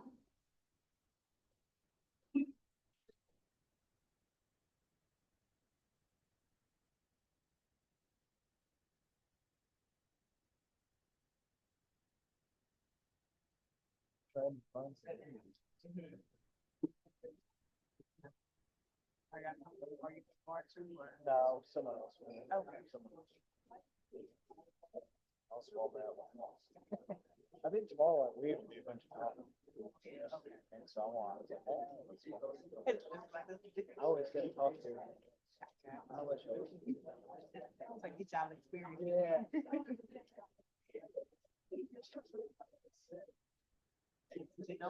Trying to go get the truck. Yeah. Good afternoon, everyone. Once you get your plate, make sure you keep it if you decide to come back for seconds. Again, make sure you keep your plate if you decide to come back for seconds, okay?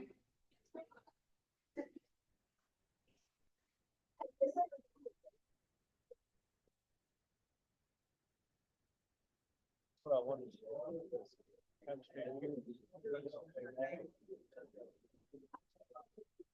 It worked out good. Yeah. Dr. Come yesterday, here today, and here tomorrow. You get that all every day? Yeah. It's exactly an hour. But okay, so because they aren't in church. Right, and you probably got the interstate, so you both. There's not traffic. Or red. Well, yeah, you are in the midst of the area. I don't know, it's something up with this go to one. I don't know. It's just a magnet. Actually. Outside weekly. They like they always have something. It's like a little small. It's not a. If it's not one. It's trying to feel or whatever. Like something always there. Oh, that's so good. I don't know, maybe it's something.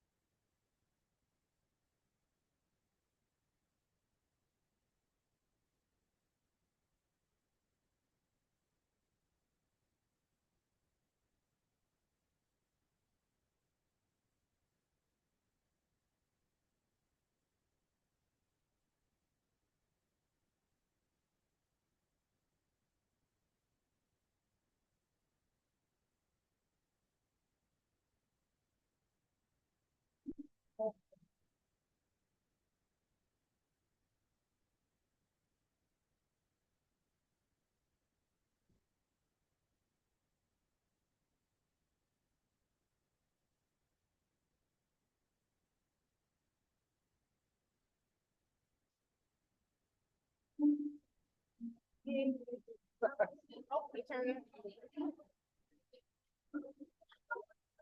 Go see what's doing.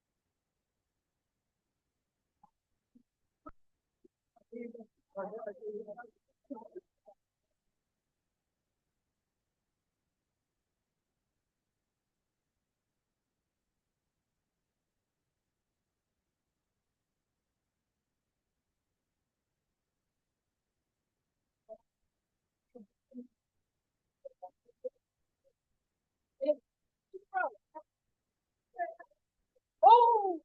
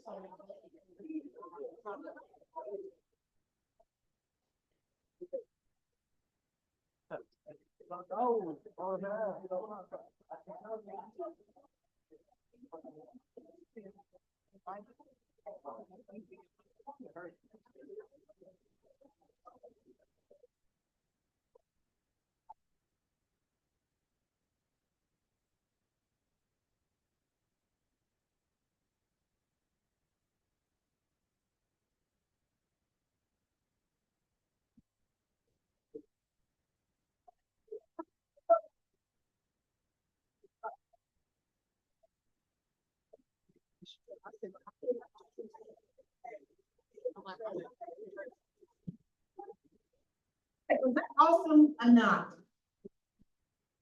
Oh, it was great. It was great, great, great, great. I have your attention. May I have your attention, please? We're about to get started. We're going to our next bullet, which is special recognitions.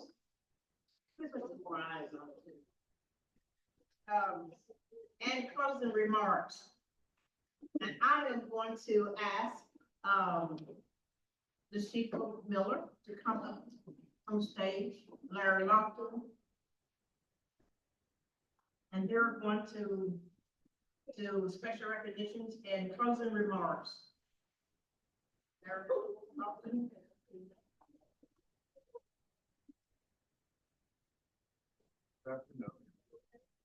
I'd like to thank all of you who attended this conference today. You've made it a very special occasion for our UK and Excel students. So I would like to thank the parents of all our students, of all who are present. Thank all you students who travel from different school districts. I would like to thank our oratorical speakers, the judges, and I would also like to thank our guest speaker and his lovely wife, of course, for those words of wisdom with lots and lots of insight and historical aspects that, like Dr. Carr has said, that we so often misled to not realize our own heritage and the history that African Americans have actually, the role that African Americans have actually played in the development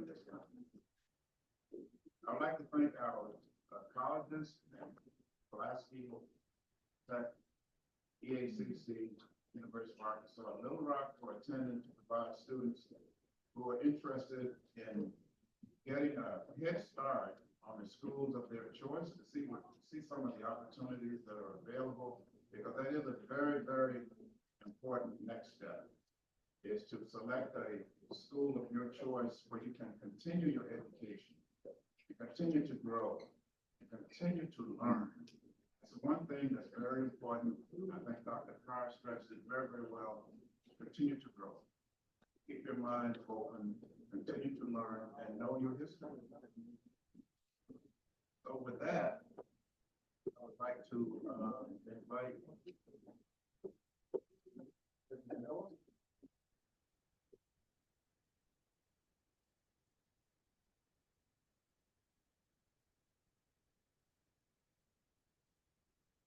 Here's Mr. Austin, our realm.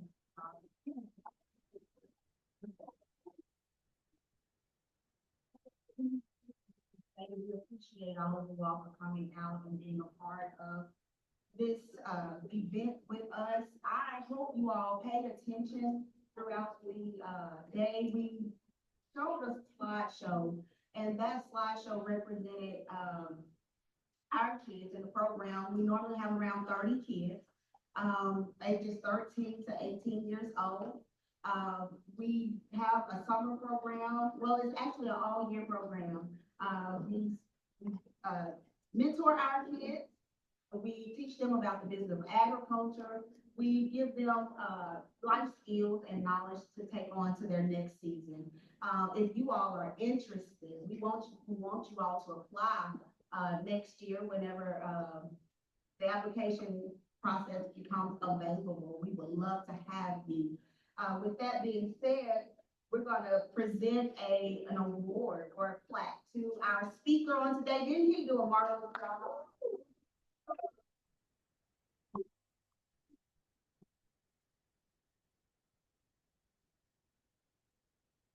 So our plaque says, presented to Dr. Odell Carr, ALFDC, ALCDC, 44th Annual Youth Conference, October 24th, 2024. Let's give him another round.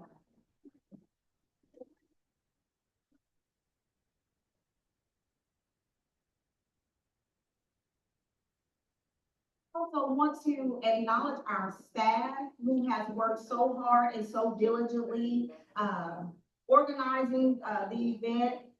So if our staff could please stand. Let's give them a hand. Clap. We appreciate you all. Dr. Carr is also a board member of the organization, and so we appreciate him for coming out. Dr. Carr, stand again. He's a board member of ALFDC, ALCDC, and we appreciate him for taking the time out, and his lovely wife. We cannot acknowledge him without acknowledging her, right? I was confident. So you thank her for coming as well and being right. We appreciate you schools coming out. Thank God. Thank you for the, I'm acting like I'm in church. Thank God. I'm used to it. That's my language. I'm sorry. I'm trying to work on it. I'm in a different setting. But we thank our bus drivers, our teachers, our administrative staff from the schools coming out and being a part, the colleges, everyone that was involved. We appreciate you. There is nothing else. We're going to turn out. If y'all don't mind, I'm going to pray, and we're going to pray out, if that's okay.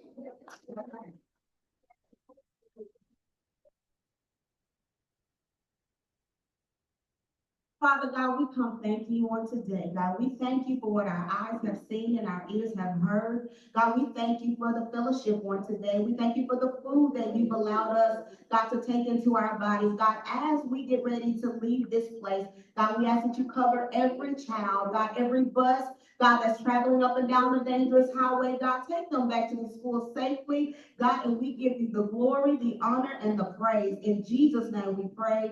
Amen.